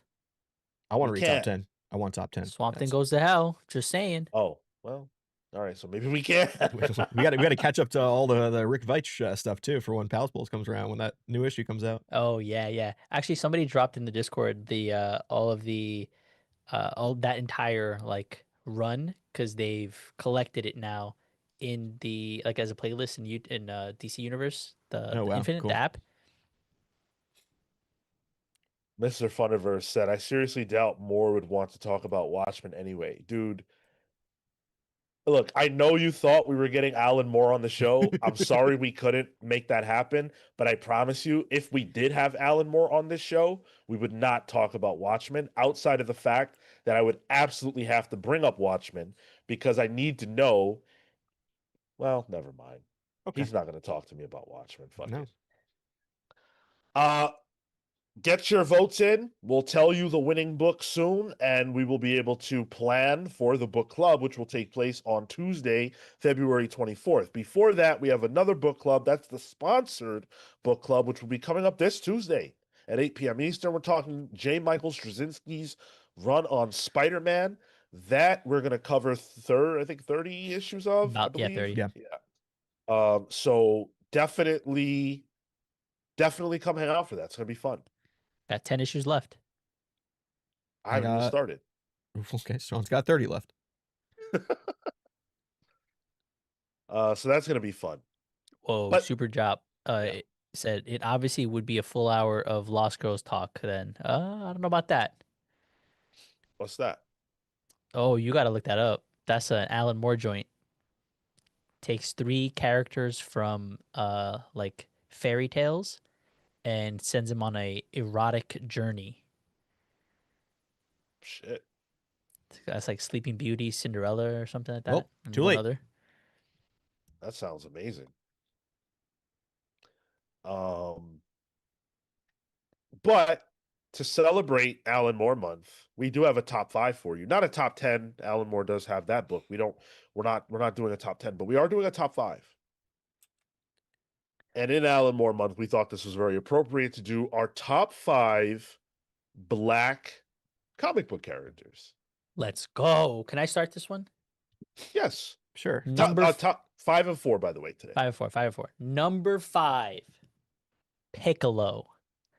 We got Oh, the boy. main man. You better get the fuck Oh, out of here with boy. talk about some Piccolo. He's going to say Skeeter from Doug next. All these coded characters. Number 5. Mr. Popo, Jinx. What else you got? Spawn, number 5, Spawn. I haven't dived. I've read the first few volumes of the character, and then whatever you've read for the show. So I'm not as versed in the character, but I think for being so prolific in the space, for having such a history in what independent comics are and comics in general, for me, this was number 5 as, yeah, one of the characters I thought was in general really cool. A black character that was really cool, and so shout outs to Spawn. My number 4 is Cyborg, one of my favorite runs. Uh, Short lived. David F. Walker and Ivan Reese on a like slightly post New 52 arc, and then the appearances obviously of in Teen Titans, and for me that mostly comes from the cartoon. Just a lovable character, I think, has always been for me a heart of the Teen Titans, core figure, and I think you can do really cool things with his power set that go beyond, like just the tech. There's an aspect that allows him to be like digitized, and that doesn't get explored as much. Want me to go? Yes. I'm gonna go with my number 5 pick. This is kind of like an honorable mention, but I wanted to add it to the list. David Zavimbe at DC Comics, also known as Batwing. I don't know if anyone, Sean has, but if people say, "Oh, New 52 had shit comics," yo, Batwing by Joe Winnick and Ben Oliver, that shit was rad. It's essentially, what if Batman was in Africa? It's literally the process, and this version of Batman is an extension of Batman Inc. This guy has a literal um suit that has wings because there's no rooftops really to swing from. He needs to fly, so he does, and he's fighting like guerrilla warfare things. It's fucking wild book. It has like a lot of like brother relationships too that I think is really really interesting. Number 4 for me. It's not a hero, but I don't care. Black Manta. Uh, Mm. Black Manta, I think, is a rad ass character. He's one of those characters. He's one of my favorite villains because his beef with his hero is so personal. Black Manta is never really about taking over the world. Black Manta is making sure that Aquaman's world fucking sucks. And I love that. I love the pettiness of it, and I love the times that he's been able to like kind of even like expand outside of it. Was it Fear Itself that not Fear Itself? I always get these mixed up. Um, what's the DC? I have to refer to Sean. With all the Beards. villains, Oh, you're talking Finch about drew it. Evil, something evil. Forever Yeah, Evil. yeah, Forever Forever Evil. Evil. Like Black Manta was in that as well. I really like that stuff. I think he's just also one of my favorite designs in comics. Black Manta. Totally. Yeah. This one I'm gonna go. Oh, you gave two. Yeah, you did. You Yeah, did. yeah, Yeah. I'm gonna go with Luke Cage as my number 5. I first fell in love with Luke Cage during Brian Michael Bendis's New Avengers era. He was the first black character that I remember seeing in a comic book of any kind. And he was a badass. I'd never seen him before. He wasn't in any video games. He wasn't in any TV shows that I watched or anything like that. So he was one of the first like new characters I was exposed to when I picked up that comic, New Avengers. And my first point of contact with blackness in comics. And to this day, I still love this character. It's crazy to me that I've been there for the whole ride of his ascension, from being, a part of the new Avengers and his relationship with Jessica Jones, to being the leader of the Avengers and having a child, that child being the first child other than Hope that I saw born in a comic, which for some reason, anytime I see Luke and Jessica's baby, I'm like, oh, there she is. Because I've been with her for so long. He's strong willed, he's powerful, his skin can't be broken. They say black don't crack. Well, Luke don't crack. Luke's Nice. the man. And then number 4 for me is Spawn. I have loved Spawn since I was a little kid. And I've seen some people in the chat saying they didn't know that Spawn was black.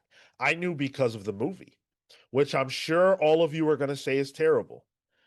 And it's not great, but I fucking loved it. The idea of this black badass dude, Michael Jai White playing that character, stop it, come on.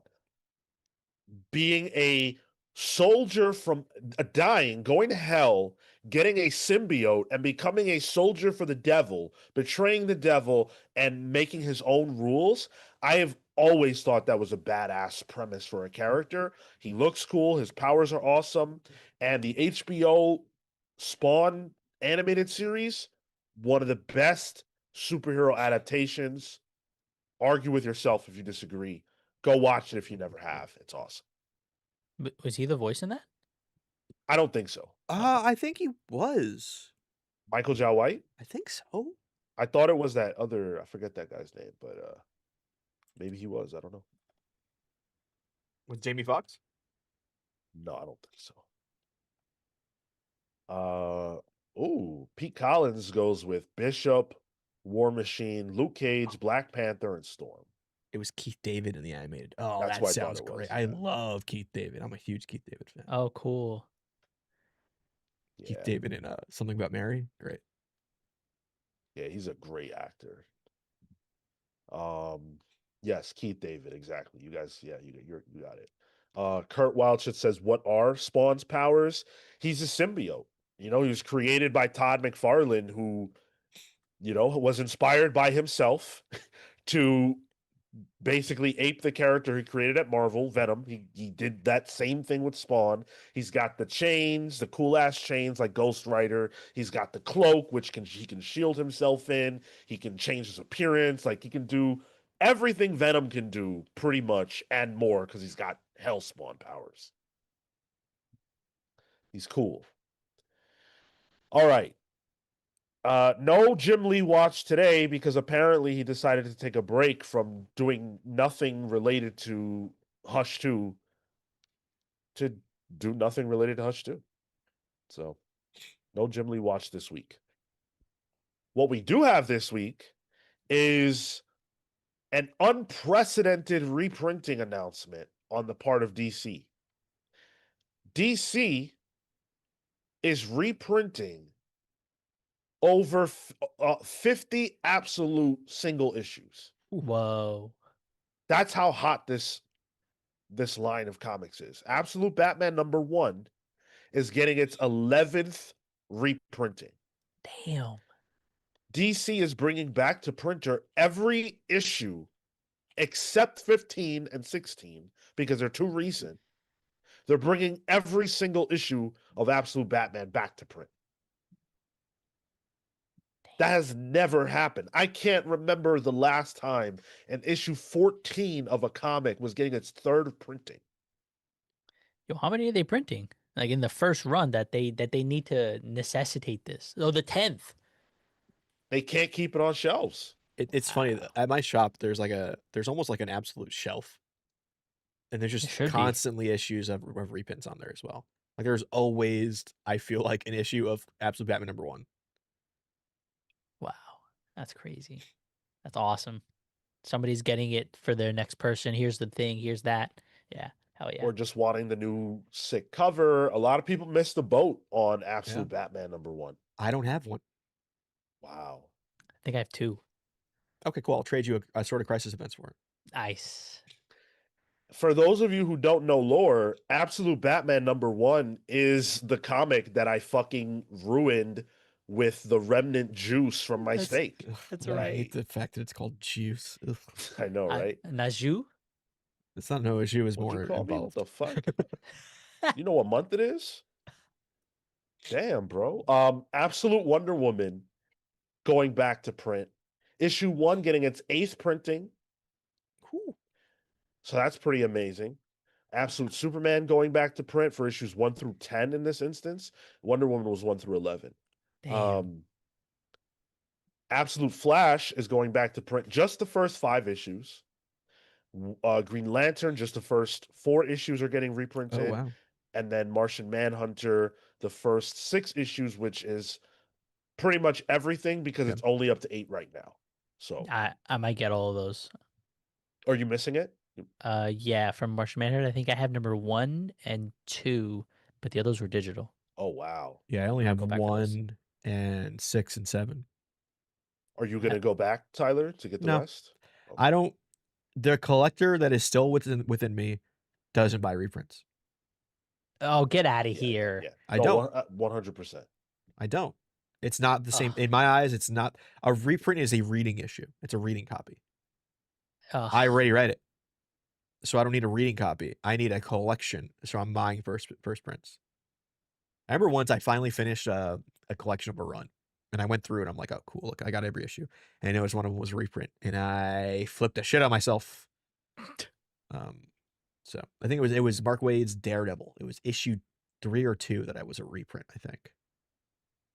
See, this is the problem with comic book collectors, man. I'm not saying I'm a good guy for it. It's just the nature of things. Mike Manhattan says, "Do you know that Garth Ennis wrote a comic about the Tuskegee Airmen called Dreaming Eagles?" No, I didn't, but you know what? I would love to read it. Garth Ennis wrote a war comic? I would love to, yeah, right? Yeah. I could guess that Garth, if there's a subject as it relates to war, Yep. Garth wrote a book about it. Garth Ennis wrote for DC Comics one of the Hanna-Barbera crossover books, like the reimagining of Hanna-Barbera. He wrote a Dick Dastardly and Muttley comic. You know what comic that was? That was a war comic. He still made that a war comic. You know what? It was fucking amazing. It was really good. Dude, they went to Garth Ennis for the Mad special that DC's doing. They went to Garth Ennis to do Spy versus Spy, like just play it completely straight. Yeah. And he told them he could not think of he didn't have an angle. Wow. That shocked the shit out of me. Yeah. I guess Spy is espionage. He wants people in full-on tanks. He can't really be sneaky with the tank. Need to be on the battlefield. Oh man. So yeah, congrats to DC. Obviously, this is an incredible success. I have a lot of thoughts about what this success suggests, but today is not the space to have that conversation. Okay. Virtual Reality, though, has a question for us. What has better stories, Absolute Line or Ultimate Line? I don't think that's even a question for me. It's Absolute. What a thinker that one is. At its outset, I could have maybe said stuff, but as we've gotten, we're at the end of the Ultimate Line. So it's Absolute for sure. I think if they had started at the exact same time, they would have been neck and neck for me through the first arc of the stories. But then once we got past that, for me, Absolute blows it out. Yeah. Yeah, 100%. Yeah, Absolute. Sadly, and it's not, I don't want that to be the answer, but it's far and away the answer. And DC's making money hand over fist off of their Absolute titles, reprint after reprint, which makes this next story very, very, very sad and disappointing. Because one of the best artists to ever touch pen to paper that DC has had in their stable, at the very least, Kevin Maguire, who goes back, 30, 40 years with DC? More, yeah. Is stepping away from doing DC covers. He will stop doing them because he hasn't received a pay raise in 20 years. That's in 20 insane. years,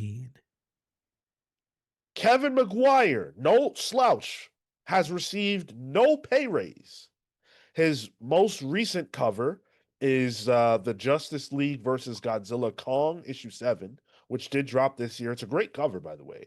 It's a big foot, Kong's big ass foot, or Godzilla's big ass foot, excuse me, with Guy Gardner attached to the bottom of his heel there, with a soft glow on Guy as well. Very good cover. He said he's going to go bet on himself and make the kind of comics and tell the kinds of stories that he wants to tell. He said on X, quote, "There is a possibility that this could be the last cover I ever do for DC, so having it be Godzilla walking off into the sunset with Guy Gardner stuck to the bottom of his foot just felt perfect for me." He went on to say over on Threads, "For those asking, I want to spend the remainder of my career drawing what I want to, not what others want me to draw. I want to do storytelling, create and develop characters, not just do variant covers and pinups. I've been sitting on a number of creator-owned ideas. I need to stop procrastinating. I ain't getting younger. That and my page rate at DC has been the same for 20 years, and to do the kind of work I want to do, I just can't afford to work for them anymore." Now, before you guys jump in, I want to add this. It's an important caveat from Bleeding Cool's article that suggests that since 2026, the U.S. has had 60% inflation. Something costing $1 would now cost $1.60. So with um with Kevin's page rate not going up, he's essentially making less money than he was 20 years ago. Very much so, less. Yeah. Yeah. Yeah. And Stephen Bissett, who worked on Saga of the Swamp Thing, added this. DC page rates, folks, don't harbor any fantasies about what cartoonists are paid to do work for hire ever. Fact is, the only way John Tuttleben and I were able to afford staying on Saga of the Swamp Thing as long as we did was our selling original art and sketches almost every other weekend. No exaggeration, at conventions and shop appearances the retailers organized / paid for our travel and expenses on back in the 80s. Sad to see this is still the case for artists like Kevin McGuire in the 21st century. And you know what? I'll attest to the fact that Stephen Bissett still continues to sell sketches. I have bought a. I'll bring it out later. I've Is it bought Swamp Thing? Yeah, Oh, small wow. Swamp Thing sketch, Wow. couple $100, you know, and like does certain number of iterations of that. Still, you know, that's the way artists make their money. Yeah. I'm disgusted by this. We've taken Marvel to task. The industry has taken Marvel to task multiple times about pay issues. Most recently, it was Dustin Nguyen that I recall who had lambasted Marvel for its lack of page rate increases. And here we have, Kevin McGuire, who has worked with DC at least since the 80s. We actually talked about his Justice League International run not that long ago. He's being paid the same amount as he's essentially been paid for 20 years of his career. That feels wrong to me. That That's he's got bugged it. out. Yeah, it's crazy. Does that mean then like the page rate and then that must mean the page rate for people now is like garbage. A lot It's of yeah. That's just the issue with these companies. I mean, they're not union. They can never really have a union. Not that they can't. It would be really hard for them to have a union in comics. Which is Refuse. Yeah, well, because it's risky, you know. And these are people where this is their livelihood, and that is a risk to do, and it's hard because it's also globalized. So if Kevin McGuire gets a whole bunch of American artists to do a union, you know what Marvel's and DC are going to do? A lot more Italian artists. You Yeah, know? I'm more Filipino artists. Yeah, they can easily outsource it. So it's a very hard thing to do on a industry wide thing, but it's unfortunately just the nature of things. Is that the Stephen Bissett thing, Marco? Yes, Yeah, that's rad. 2018. Frame that shit. What are you doing? I actually have it on top of a little easel, Oh, okay, nerd. That's like a pretty cool, mini man. easel. I'll take a picture of it and That's put it pretty up cool. on Discord. But like, this is just the nature of things. Like it's the reason why I left my previous job was I didn't get a raise in 2 years, just two. And they were like, "Well, we forgot." Like, well, okay, go fuck yourself. Forgot. Yeah, it's a thing. But like that's because with inflation, you're losing money. And if things are getting more expensive and you're making less money, you cannot live that way. But that's just the nature of the country too. Fucking Nebraska. You know what Nebraska did this past week? They voted, there was a state legislature that voted to decrease the minimum wage. Oh, good. What? Yeah, it went down from 15 an hour for young workers. So this is like specifically a young workers thing to 13.50. Oh, that's crazy. Yeah, so like the objective of the world we live in is for the people at the top to make the most money. And guess what? Kevin McGuire, he might be on the top of some people's favorite artists, but not the corporate ladder. Yeah. Yeah, no, you're absolutely right. And Cole makes a good alternative point. I was just He about says, to. if this is true, why would he continue to work for so long there? I would take my talents elsewhere. So I definitely hear you on that. And that's the kind of thing that I would say. But this is comics, right? And so in comics, unfortunately, there's a problem all across the board. And so in order for Kevin McGuire to make the kind of this is a 65-year-old man, by the way. Mm-hmm. In order for him to make the money he feels he can make, he feels he should earn, he's going to have to go prove that. He's going to have to go make that happen for himself in a creator owned space. Nobody's coming to drop a bag in his lap because he's a star from a prior era. So, unfortunately, it's not like there are that many options. Yeah. And most people in comics, especially the older guard, are kind of like, yo, I've got a spot. I've got a spot. I'm not going to rock that boat. It's risk. You know, yes, he's making less money now working at DC, but if he decides not to work at DC, he's making no money. So it's either less money or no money, potentially. And these are people who, like, Kevin McGuire is an older guy. He's not someone maybe raised on the internet age who, like, launching a Kickstarter is something he knows how to do, you know? So there's a lot of risk and there's a lot of work, and you're older involved in this. So now your complacency and comfort is gone. So I see why he stayed for as long, but I also see why he's fed up.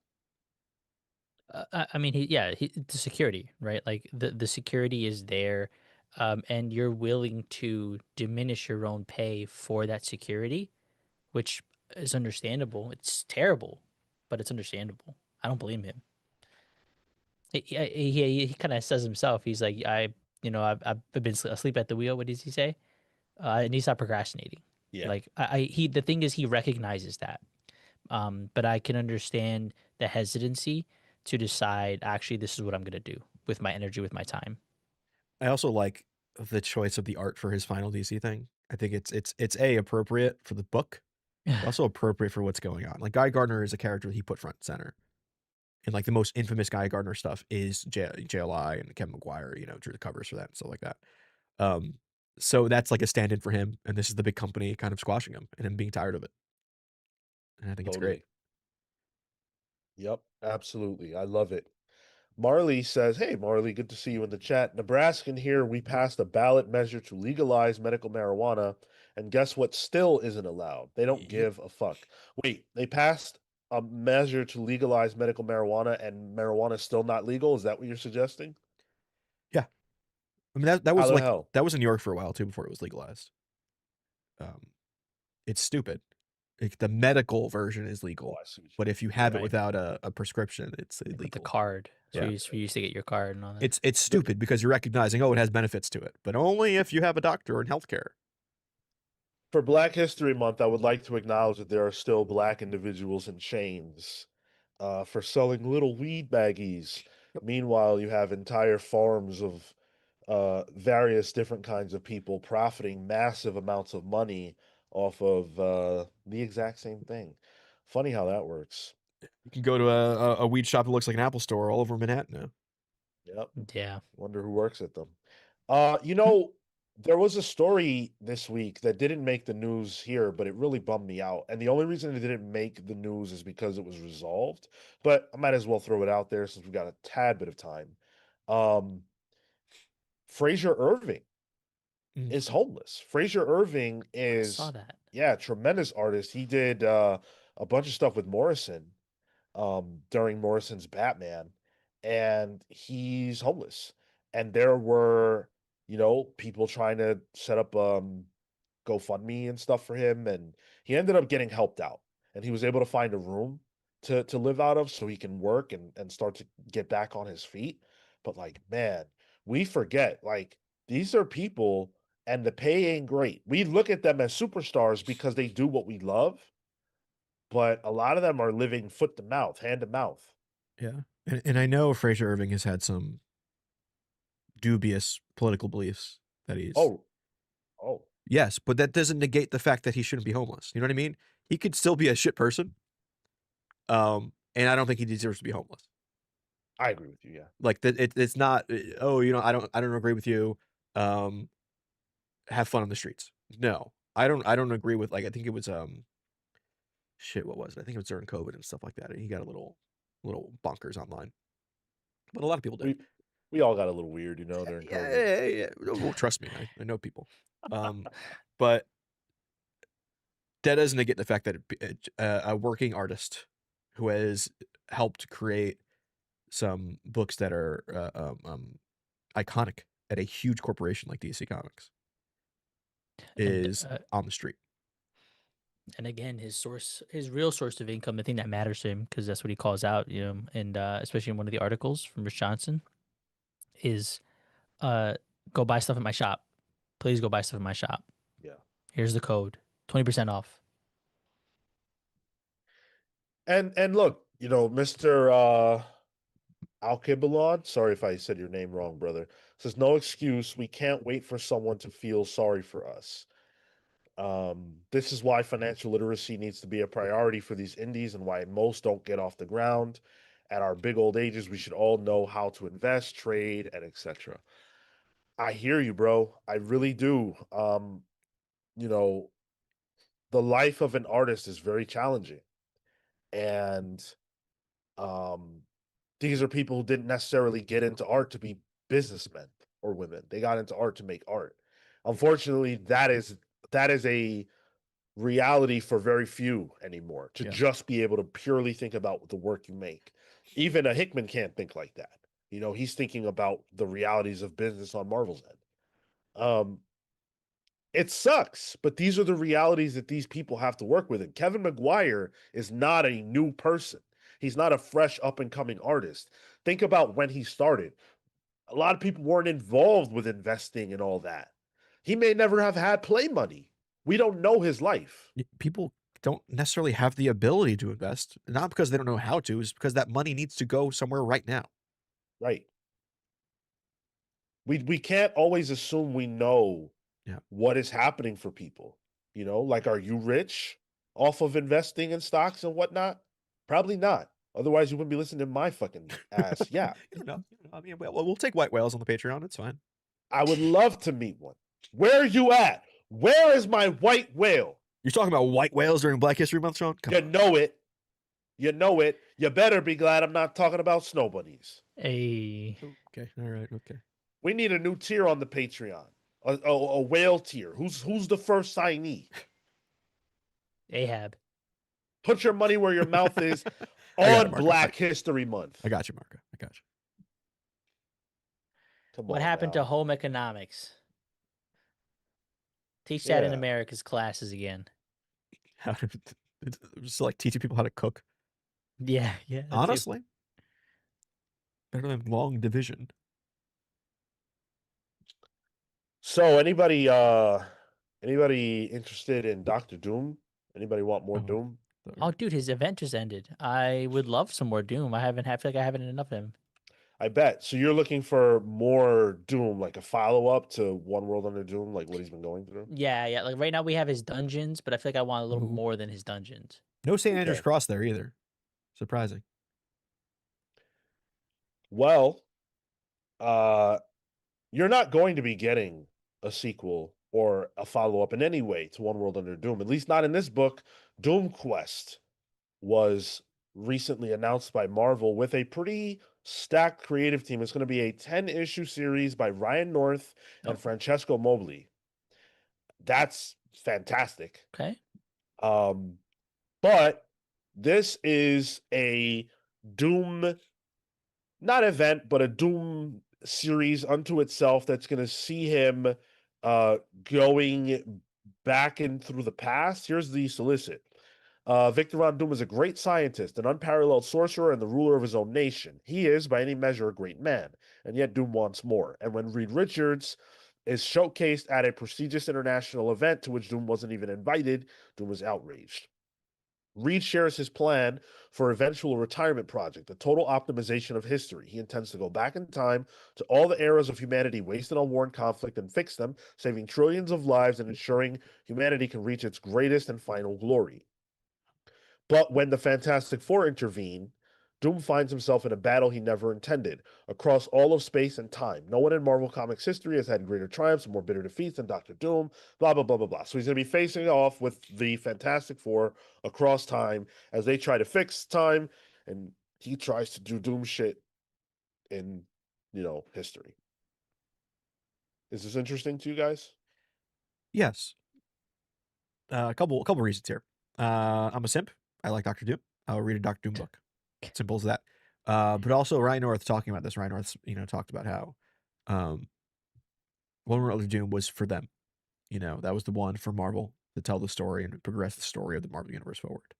This is the one where he gets to have fun. And Ryan North having fun in comics has typically been something that I've liked to read. And it has the Fantastic Four. It's a little more, even though it's time spanning, it's world spanning. It feels more focused than One World Under Doom. It's a Fantastic Four, Doctor Doom story. Let's tell it. We don't need to have Arcade show up, you know. So yeah, I'm gonna check this out. That sounds fun. Tyler, I'm glad you're gonna have fun with this. Yep. You know, We'll read it I'm on gonna Pals Pulse, so we'll read the first issue for sure. And then I expect little check-ins. So that's how I want to know about this series through your check-ins. What if it's good though? Marco has to I'll, eat a shoe. I'll eat this paper. I don't want to see eat paper. You got to eat the diamond release. No, not the napkin.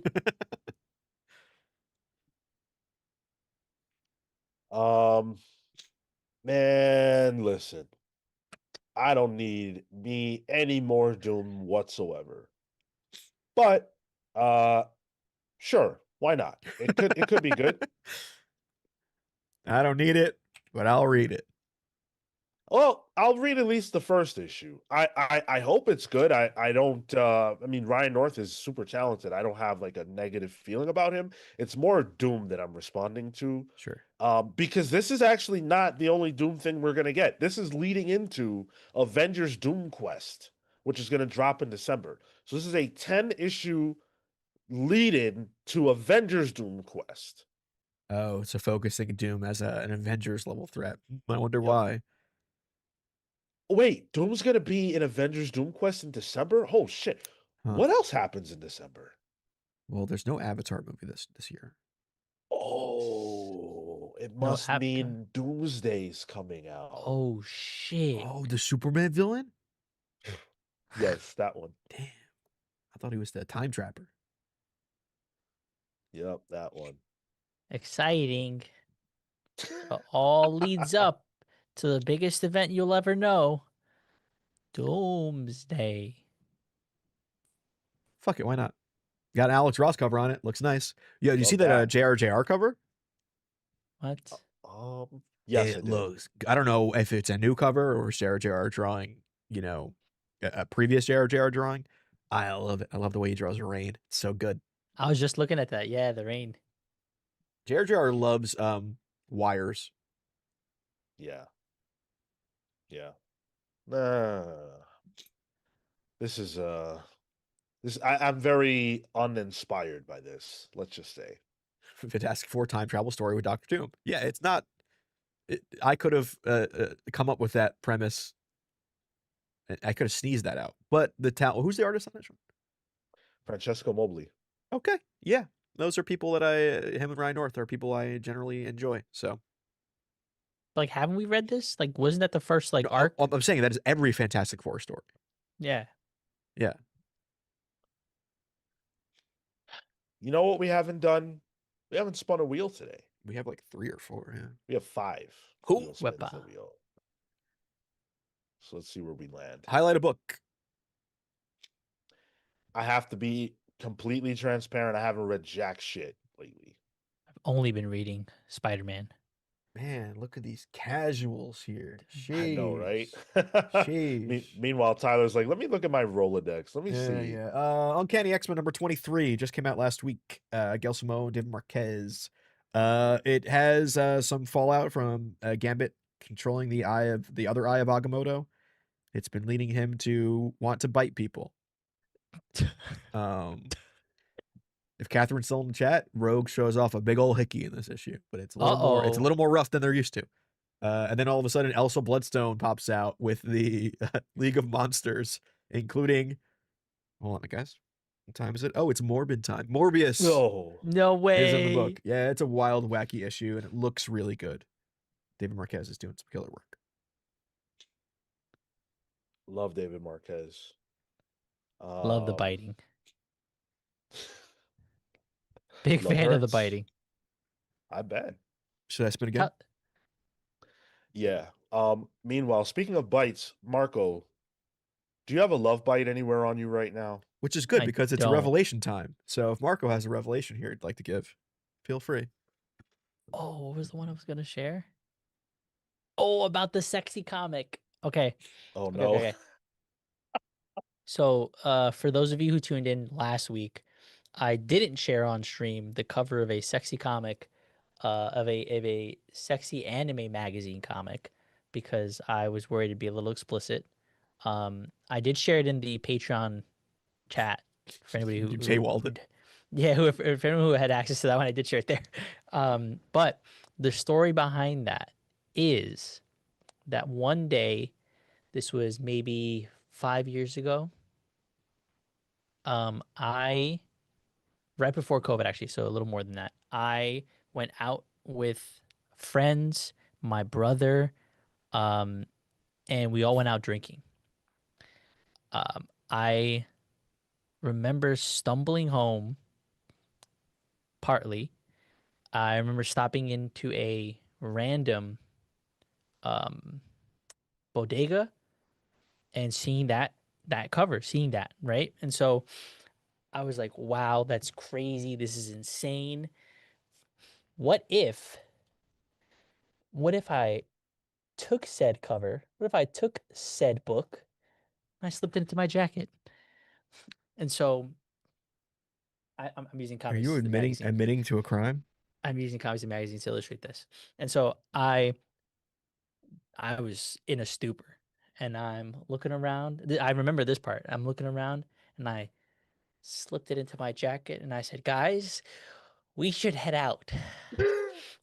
And they're like, Marco, we're still getting like sandwiches and stuff. I'm like, "Guys, we should head out." And now I'm feeling all nervous.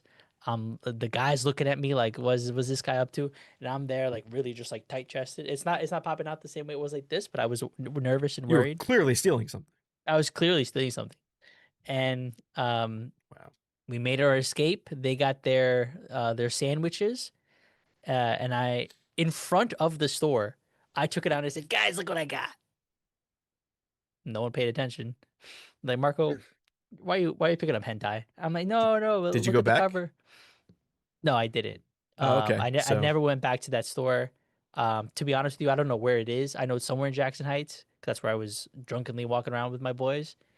wow. And that's it. Never saw it again. Wow. Marvel Marco, I called you Marvel. Marco just becoming Latino stereotypes whenever he's drunk. Jeez. I'm so Really, really sorry, putting us dude. back. Pirating comics. That's not pirating. Yo, Marco the Thief. What's up with that? Setting us back. Jeez. Yo, Hero says, there he is, officer. Neon Knight says this fits the Dangler's MO. When you get well, Hero says Tyler, of course he didn't go back. Would you? I think if you were drunk enough and you went back to the shop and you brought it back, being like, "Hey, I think I did something bad." I think I think the shop would be okay with you bringing it back, right? Or Who the fuck would do that? I don't know. I remember I stole gum once from a deli when I was a kid, and I went back because I felt really bad, and I gave it back to him and told him I was sorry. Because you know what? This thing cost $20. I would have went back there with $40, being like, "Yo, here's double." And it's in This is Spanish. the part of the show where Tyler proves what a great guy he is. Oh, I need my silver lib medal. Fuck that. I'd do it. That small business was suffering. Yeah. If it's Target now, you just keep it under 3K and you're good. You can't even steal a Tic Tac from Target. Everything is fucking behind some kind of glass. Sometimes things wind up in my bags that I didn't realize. The toothpaste, deodorant. I can't go to a CVS without having to ring the bell for somebody. It's crazy. Do they put the condoms behind the wall too? Yeah. Oh, Yeah. everything. I can grab a bag of chips. Now I gotta look someone in the eyes when I buy extra small? Shit. Damn. Crazy. Let's spin the wheel one more time. Fuck it. Might as well. You guys having fun out there? I want to hear from you. What's up? We got over 100 of you here with us. Like this video. All right, we get the poll. Pick a date. Pick a year. Pick a year. We did all of our birthdays already. 99. 99. Okay, Prince. Let's see. Do May. Give me a May of 99. Okay, what's going on in May of 1999? March. May. Marvel Superhero Island. Oh, this is really right down my alley. Universal What? Studios is Islands of Adventure opens up in May. So that Oh, is the beginning of that's what they wanted to highlight here. Marvel Superhero Island still exists there, which I think is a fucking time machine if you go there right now. You think of it really is. you go to Disney and you can see the Marvel stuff at Disneyland or whatever they can put in Florida. It's like, okay, this is MCU stuff. You go to Universal Islands of Adventure, that's just Cubert art everywhere. They got Cyclops walking around with a trench coat. He's like wearing his like Wolverine the X-Men gear. It's beautiful. It's No, beautiful. Ivy Moon, wrong island. This is Superhero Island, not the other island that All was in the right. news. Yeah. I would much prefer we not make those kind of jokes on this show. Yeah, Superhero Island. Superhero. Shields says, first time catching the Comics Pals live. Yo, hey, what's up, dude? Thank you for joining us. I love nothing more than getting to hear from the new of you. Break lurk for me. Break lurk for me. That's what I'm asking for this month. It's my month and you owe me something. Reparations. Like this video and say hello to me right now, damn it. How dare you? All right. This next subject is not a nice one. It's a bit of a bummer. But we do have to have the conversation. And look, Distillery, the publisher that I still, 3 years on, misspell the name of whenever I have to type it, has put its comics publication on pause. So this is being reported by Rich Johnson over at Bleeding Cool. He says the following. Last month, I asked Distillery representatives why they hadn't solicited any new titles for March 2026. They told me it was a pause month, but then they didn't have any listed for April either. And the books that were due for January and February seem to have fallen off the system. Distillery has now issued a statement copping to the delays in an open letter titled A Short Publishing Pause and What is Next. Since launching in 2023, Distillery has existed to prioritize creators, reward quality, and offer readers something truly exceptional, both in storytelling and presentation. Our first full year in publishing, 2024, produced some truly amazing comics that we're incredibly proud of. We launched standout series that immediately earned critical recognition, and Somna took back home the Eisner for Best New Series, a first for any debut year publisher. Last year, unfortunately, brought some more hurdles than consistency. Our distributor, Diamond, filed for bankruptcy, derailing our publishing schedule and preventing us from shipping our titles to the direct market. Distillery books are now distributed by Penguin Random House to comic shops and the book market, a big step forward, but the transition created release gaps and added complexity to how and when books reach shelves. All of these obstacles and our commitment to release these books with the thought and resources they deserve have led us to this moment where we need to take a short time in publishing. That's wonderful. They go on to say, again, they tell us what issues are delayed. City Beneath Her Feet, #3, Endeavor 3, Galactic #2, Mischief of Magpies, White Boat. I'm gonna stop right now. Raise your hand if you're reading any of that. I did read Galactic #1. Are you what issue? What issue? Oh, okay. Issue 2 is delayed. All right, so Right. you're on it. So you're exempt. You're in. You read the most recent issue of that. Yeah, yeah. Tyler, What's Distillery again? I bought every Wave 1 Distillery book, and then I realized what I needed to realize, and now I'm done. So, okay, now we understand that very few of us are reading these books. But okay, fine. They go on to say, these books are delayed, not canceled. This pause is about building the systems and stability to deliver on our promise. If you're frustrated, we understand. So are we. We love these comics and we love these creators. We hear you on message boards and on social media. This pause lets us regroup, reset, and return with a more stable, consistent publishing rhythm. Additionally, we're working to bring back several previously announced series that were caught in the Diamond to PRH shuffle. These remain a priority, and we'll look to resolicit these as soon as possible. Thanks for the updates. They seem to be a victim of a couple things here, which winds up just being a mess all around. They went all in on Diamond when That's right. Yep. there was the blood was in the water. Like we already saw the signs, right? They went all in. They were like, well, we maintain our position with Diamond, yada yada. So that's obviously fucked them. They mentioned the Diamond shakeup here as being part of the reason.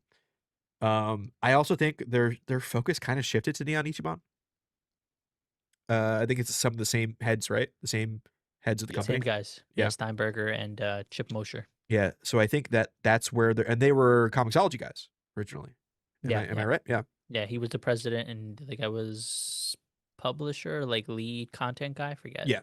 So I think that's where their focus went instead. Like even at remember Distillery's first Comic-Con, your Comic-Con, huge booth. The next one, did they have a booth? I don't think so. No, but the heads were around getting those remarks, right? The digital remarks. So they were Yes. literally focusing on another thing. Yep. I just think the focus has shifted, and honestly, I think this is Corbo speak, and we don't see these books again. I think I agree that we probably don't see these books again.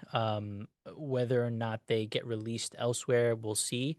I went back on the Distillery site. The remarks have all moved. Their whole marketplace has actually moved strictly to Neon Ichiban. Yep. So that developed into that, where I think it's ironic because this was meant to be a digital and a physical hybrid.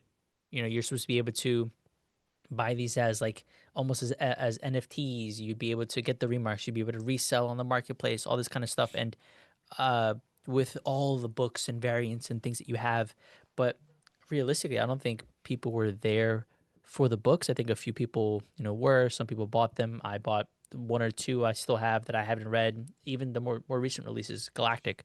But outside of that, there probably wasn't volume. And to double down on Diamond, there wasn't volume, and there wasn't a way to get that volume out to people. Let alone the fact that I could never, I don't know if I still can, buy any of those books digitally. There wasn't access to this publisher, and I think No. that was probably the biggest thing, is that there was no way for me to go in a meaningful way to get either the physical or digital version. It was frustrating. It seems just like a whole smorgasbord of bad decisions.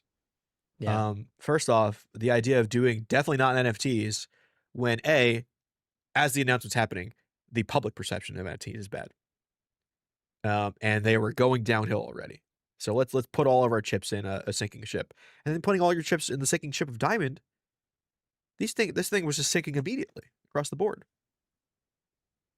Yeah. It has fully shifted to Neon Ichiban, because I also just tried to buy digital for any of these books. It is all just Neon Ichiban. That is what they're transitioning to. So Now, before I share my thoughts, I do want to start the process for the Ignition Press giveaway. We had Philippe Sablik on here on this past Tuesday. I really hope you all give that episode a listen, give it a shot. It was a great conversation. He gave us 3 Ignition Press starter packs to give away on the show. So what we're going to do now is there's a QA up that you should be able to type a response to. Type in your username in this thread and you will be included in the giveaway. That's all you have to do. That's all you have to do. So make sure you engage with that. Click the QA button and enter your username. Engage with that in order to be entered into the giveaway, and then stick around to find out if you won. The show will be over soon, so you don't have too long to wait before we free you. Now, here are the problems with Distillery and why this is not a surprise to me. 1, the books are too big. I understand that in other countries, there are things like those like graphic album type releases that will come out that are oversized, a different size, and they're very cool. And that's a part of the comics culture over there. That's a part of the way you engage with books. Here we don't. If I, an active weekly reader of comics, go to my LCS, I got to bag and board my shit. I can't bag and board those with traditional size bags and boards. So that means they don't get bagged and boarded by me, which makes me care less about them. They're less a part of the process of how I engage with comics on a weekly basis. They're also more expensive. At a time where comics are already super expensive and DC is pushing out $10 compact comics, Distillery is delivering you one issue of a story for about the same price. I think 15. Distillery yeah, 15. that's not good. That's not good at all. That's an extremely hefty price tag. For my third point, which is that all of those creators, every single one of the people that works for Distillery, you can find their books elsewhere. So Rom V is Rom V, right? Do I want the $4.99, $3.99 Rom V book? Or do I want the $9.99 Rom V book that's going to come out on a schedule that I cannot predict, that's oversized and killing my fucking wallet and my collection? And then the digital side is my fourth problem. How do you get these books if you don't go to your LCS? Yep. You got to Couldn't go tell you. through some crazy rigmarole, NFT bullshit, sell it, keep it, whatever. I don't want to deal with all that. Most fans don't. They Bad. made collecting their books too hard. They made reading their books too hard. Yeah. Yeah. Like that's insane. And it's wild too because this was all positioned first as a creator playground. It was all, we'd be able to get these guys unencumbered and everything was, if I remember correctly, shared revenue, right? So like the better that everybody else did, the better that you did. And for a lot of these, there were minis, 2 issues, 3 issues, uh, let alone the new stuff that's coming out. Like this never got far. This never really hit in the same way. And from a tech perspective, they really leaned into becoming a tech company instead with Nyan Ichiban. Which they always felt like they wanted. Like sure, they had the creator focused, spiel when they launched, but they always felt like they wanted to be a tech company first. That was the vibe I always got. This only kind of proves it. Well, when they first launched, we talked about it, and a lot of other industry people who pay attention to this stuff talked about the fact that we all thought Mosher and Steinberg were going to give us the next Comixology. We didn't think they were going to do another comics publisher Yeah. because the industry doesn't feel like it needs that. Here's a great comment from Cole, who says Distillery got venture capital funding and were paying high page rates. All of these books could have been an Image and would have sold better and raised all ships. I don't know why I need to buy Distillery. Right. All the selling points are bad. Like all the things that they tell me as a reader, like why I need to go there, are bad. Oversized, high price, hard to get, all bad. Everything they say about creators is good, but I'm not one of them. I'm not sharing in their profit. I don't buy comics for the health of someone else. I buy them for me to enjoy. Creator incentive is great, but what about my incentive? Yep. Yeah. It's a shame. It's a shame because uh, they, it felt like they on the outset thought they had an idea here to really invest in a new way to make digital work. Uh, but they based it around a publishing initiative instead of a digital infrastructure, which I think they've learned their lesson, which is why they've transitioned. But this is now, it's interesting that this is now a failed experiment. Um, Not that we didn't see it coming necessarily, but I think it's at least a proving ground, and we can learn from this the same way we can learn from Comixology and everything that's going on there. That this is something that I think, if Global Comics was looking and being like, oh, digital remarks, interesting. I don't know if they're that interested anymore. Oh, some kind of marketplace. I still have maybe a little bit of faith on a marketplace reselling digital, because I've used it and it has kind of made sense. But there's questions around functionality first and foremost, which shouldn't be the case with a publisher. It should be the creatives, the creative, first and foremost. Yeah, we talked about it back then. It didn't feel creator forward. Like Tyler said, it felt tech bro-y, Yeah. which is not the end of the world from two guys who did great stuff at Comixology. I just feel like that, and it's their money, it's their life. I'm not certainly telling them what to do, but I just feel like if we're talking about adding to the space, that would be more additive to the space. Like, I'm much more interested in what Neon Ichiban nets out to be. Yeah. Well, it makes one of us.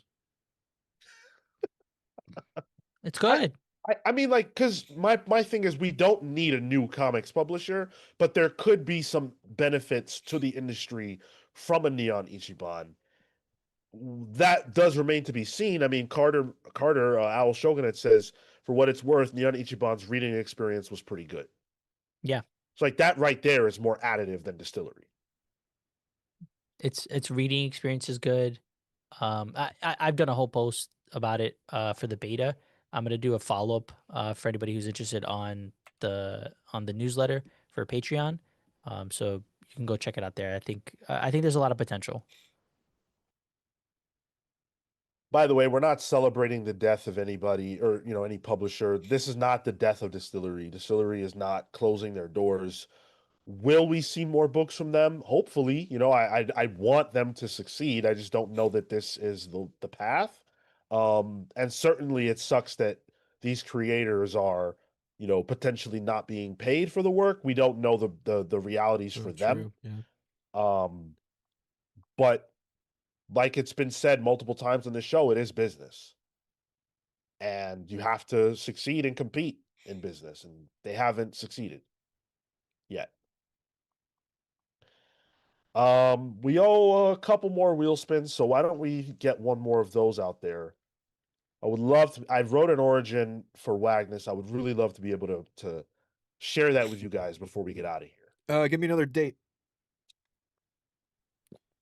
Month and year. Because this pop. Fuck. Go ahead. September 2001. What's the lap? Oh God, Jesus! Oh Christ. no, Sean forgot. Never forget his ass. Bro, I read that issue. That's probably what it's gonna be. Sorry. I hope it has the image of Doom with a single tear running down his face, bro. It's 2000. I hope so. Sorry, 2001. Jeez. September 2001. Anything happen relevant then? Maybe. Yeah. So the black issue came out in December, so that doesn't count. Okay. What happened in September of 2001 was Marvel Knights Elektra came out. That was the Greg Ruck. No, this one was Bendis and Chuck Austin on it. Huh. And then it turned into Greg Rucka and Carlo Pagulian. But that was, it was simple stuff back then. Then Alias came out in November. December was the Spider-Man Black issue. Oh. Thank you for that trip down memory lane. I love this new segment. Yeah, you never know what you're going to learn. September was the Fall of the Towers, unfortunately. The rise of Bendis. So there is that.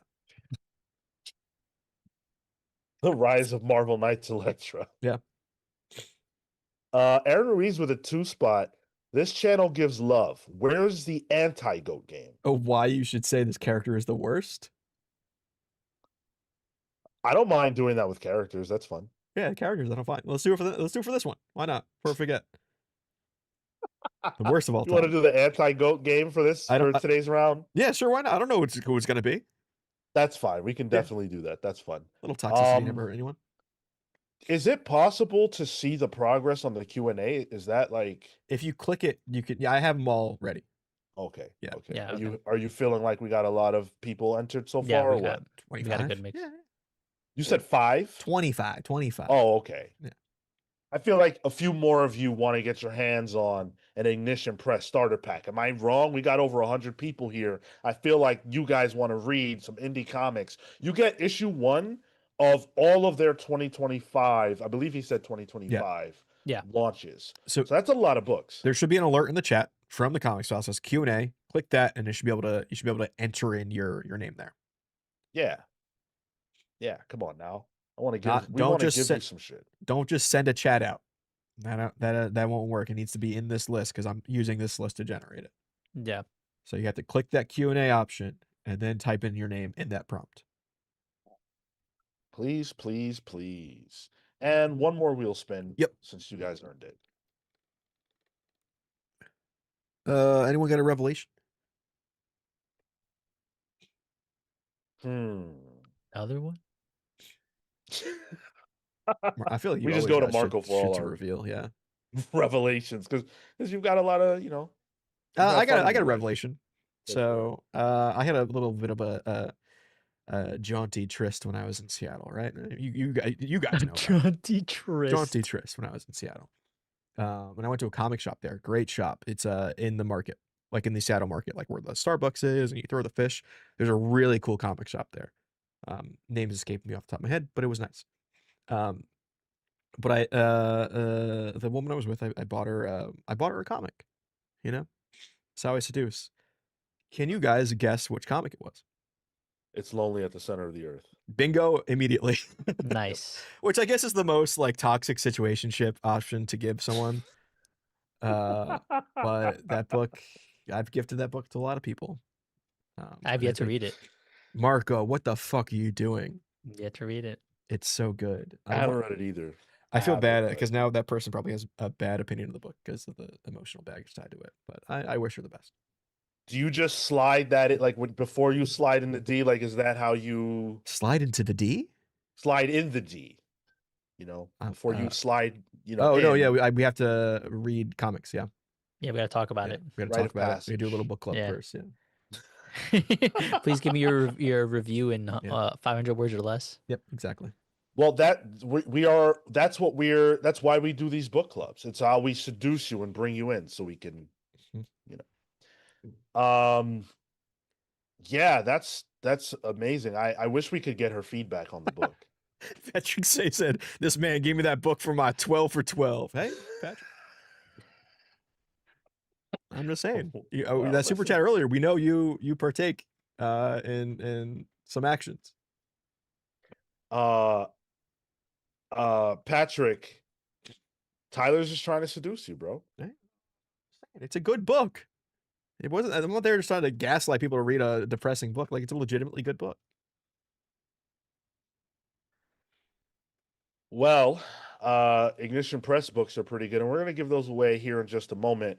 Before we do that, I want to celebrate the rest of the people who need a shout out here on the show, the rest of our patron backers, and then I've got an origin to present. So, thank you to Amin, the Almighty Perez, Houston, the Century Kid, Murphy, Young Dende, Fae Fighter Dawudi, Cosmic November, Carter, the Owl Shogunate, my dude, Steve Swarm Canaris, Scripture, the Wardens of the Word, Jack of Some Trades, Cloutier, Krista Cure Coleman, Emperor MD Johnny, Shalom, Paladin Warburg, Mad Max Pliskin, Jack Grimmy, Patrick Zay, Mothman, aka Eli, Chris, Captain Chris, my brother, and getting his origin today, none other than Lieutenant Earl Wagnus. Oh. The Death Dealer. Oh. Earl Wagnus had not had an easy life by anyone's definition. Not that he would ever talk about his hardships. Wagnus kept his private life as such and found it best to focus on the task at hand. He would never talk to you about learning to fight on the streets as a young homeless man, fighting for food, fighting for shelter, fighting for peace, fighting. Wagnus became deadly long before he joined the military. That was just a place he decided he could best put his talents to use. He made a loyal, dutiful, and skilled soldier, a lieutenant who prioritized the safety of his men above all. One death is all death. And then Earl Wagnus died. While deployed overseas, Wagnus and his platoon did see combat. The last fight of his life didn't feel like it would be. They were winning. The enemy was pinned down, desperate, scrambling. He knew it. He could smell their fear. Peripheral vision clued him into the most shocking thing he'd ever seen. A flying human being? She had massive wings that emerged from her back, her face a grimace that indicated she was in tremendous pain. Wagner shook off his astonishment to recognize she had a bomb strapped to her.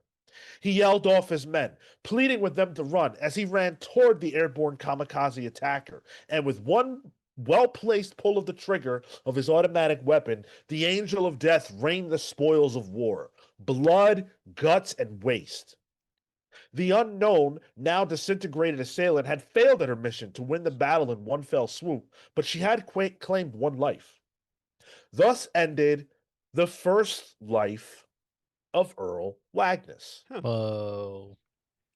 Wagnus woke up, immediately conscious of a dissociation from his body. He could not feel his limbs. His motor functions were gone. Welcome back to the land of the living, soldier. Wagnus's eyes strained, and his vision was too blurry to make out the face that hovered over him. His attempts to speak were more like the groans of a shuffling zombie. Don't bother trying to speak. That won't come for a couple days yet. You'll be able to walk, run, hell, you'll be able to give yourself an honorable discharge if you catch my meaning before you know it. This stuff we got running through you now is top of the line. Shit, you got it better than me. I'm gearing up to need a hip replacement here soon, and well, good news is you ain't gonna be needing none of that. Thing is, Earl, your country still needs you. That flying fucking freak that did you in, there's a lot more where she came from. You don't even need to go to Sandland to see them. They're right here in our backyard. The man grabbed a television remote from a table and pressed it, the glow of the screen bringing a cold blue light into the room. You see this shit? These fuckers are doing it here in our streets. There is war where our children play. We can't abide that, can we, Earl? But we, you and me, we can put a stop to this now, before it gets too far out of control. What I had the science geeks hook you up with, man, you're going to be walking death. Now, I'm not going to lie to you. You did lose parts of you we can't get back. But where God fails, technology will provide, brother. You got enough Detroit steel in you to make Lee Majors jealous. Probably too young to know who that is, but I digress. You and me, we're going to turn the tide of this whole thing. You, the gun, the man pulls a device from his pocket with several buttons on it. And me, with my finger on the trigger. One press, and Wagnus' scream drowned out the sounds of war from the television. Be seeing you there, Wagnus, my death dealer. We'll have peace in our time yet, son. Peace in our time. The man left Earl to his rage, his hatred. The fight continues. Welcome, Wagnus, to your endless battle in the Palsverse. Oh yeah. A little bit That was of cool. a little bit of Moira on that one. A little bit of what's the Tom Cruise movie I loved? Oh, Live, Die, Live, Repeat. Die, Repeat. Yeah, Edge of Yeah. Tomorrow. Yeah. It's cool. Never actually got to see that one, but Oh, it's a fun one, Sean. You would like it. I felt it would be. I should watch it. Thank you. If you enjoyed that, the only way to get an origin of your own is to join the Palsverse. You can do that over on our Patreon page, patreon.com/thecomicspals. Join the Palsverse tier or better. We'll get you an origin and a nickname. Thank you so much, Wagnus, for joining us. And I had a ton of fun writing that. So I appreciate the opportunity. Whew. All right. Ready for me to spin this wheel? Yes. Let's end Wait. this. Do we have it? Oh, yeah. Yes, Yeah. I have to end the poll though. Yeah. All right. Gonna end it. End the Q&A. Remove all questions. Yep, I got them all. All right. Let's see who wins this. I put them on a wheel. I'm spinning it. Let's see who the winner is. Jordy, you're on a tear. Jawstar with 5 spots says feels like Sean would make a great DM. A dungeon All right. master. I've never done it. Our first winner, Nihilist Nico. Okay. Whoa. Hell Okay. yeah. Congratulations, Nihilist Nico. Hopefully you're still here with us. Congratulations. The way we are going to do this is we need you to reach out to us. We obviously have no access to you, So you need to contact us somehow, whether that's Discord, Twitter, fucking Instagram, however you can get us, and we will get your info and we'll get that sent to you. So you got to reach out to us, but otherwise you are the winner. Nihilistic, Nico, claim it within the month so that we can get that to you. Please. But thank you. And we will do 2 more of these. So next week and the week after, we will be doing these. We've got 2 more packages to give away to you guys. Thank you to Ignition Press for providing that. It's awesome. Cool. Yeah, big shout out. One last thing to do before we free you. And of course, that's how we end the show, as always. That's the GOAT game. But today, special today, we are flipping things and we're going to do the worst of all time. So the WOT game. The WOT game. Whose idea was this? I don't know, but thank you. I forget who said it. Announce yourself. Tell us. All right. Yes. Who's it going to be? Who's it gonna indeed? be? God. I've been like 3-4 weeks in a row. Well, you're safe this week. It's me and Marco. Oh, Hey. Yeah. damn. For the worst of all time. Now, Marco could fuck with this game. Marco could. Marco could. Let's see. Let's go. The character is going to be... I can't wait. Hal Jordan. Yes. I knew it was going to be somebody awesome. Hal Jordan. Okay. All right. You I'll have go to first. explain. I'll You're go going to go first. first? I'll go Okay. first. Go for it. Go for it. All right. When you start. Hal Jordan is the worst fucking character of all time. Here's why. This guy at his onset, what was his power? Oh, I can do projections and stuff in my little ring. Nerdy. But what was his weakness? The color yellow and wood? The fuck, dude? Idiot. Not only that, okay, so he gets to actually be a hero. He joins the Justice League, yada, yada, yada. That's fine. What does he do then? Kills everyone. He becomes Parallax. He becomes the worst manifestation of everything he's been fighting against. He kills his friends. He kills the heroes. He ruins his own production schedule for a good chunk of time. And then decides to, come back with Jeff Johns, and Jeff Johns does some stuff there. But the Jeff Johns is great. That does not outweigh why Hal Jordan, previous to that, is the worst of all time. All right. All right. That's Tyler's pitch. I have legit Hal Jordan hate in me, so this was fine. It came out. It came out. Ready? Ready? Yeah. Here we go. All right. Green Lantern, Hal Jordan. The first Green Lantern movie starring Ryan Reynolds. Hal Jordan.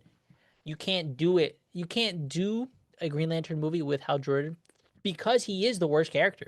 Absolutely terrible. To think about the fact that he's also going to be in the Lantern show with Kyle Chandler. Sure. And he's not even going to be the main guy. He's an old dude. Because why? Because he's not the primary focus. He's whack. He's trash. He's the worst of all time. Tyler already went through the stuff about Parallax. We get it. He becomes a big bad. You don't do that to heroes. All right? You don't do that to heroes inherently in superhero comics. That is why he's the worst of all time. Love it. I'm getting the poll up for you guys now. You will be able to tell us who you think convinced you that Hal Jordan is the worst of all time.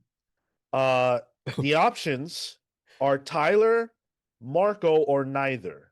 And if you choose neither, make sure it's because you feel like their argument wasn't strong and not simply that you love Hal Jordan. Yeah. I also like when Common Sense brings up he dated Aricia. Yeah, I was just looking at that. Hero said, or Patrick Zay said, I'm realizing I'm a guy.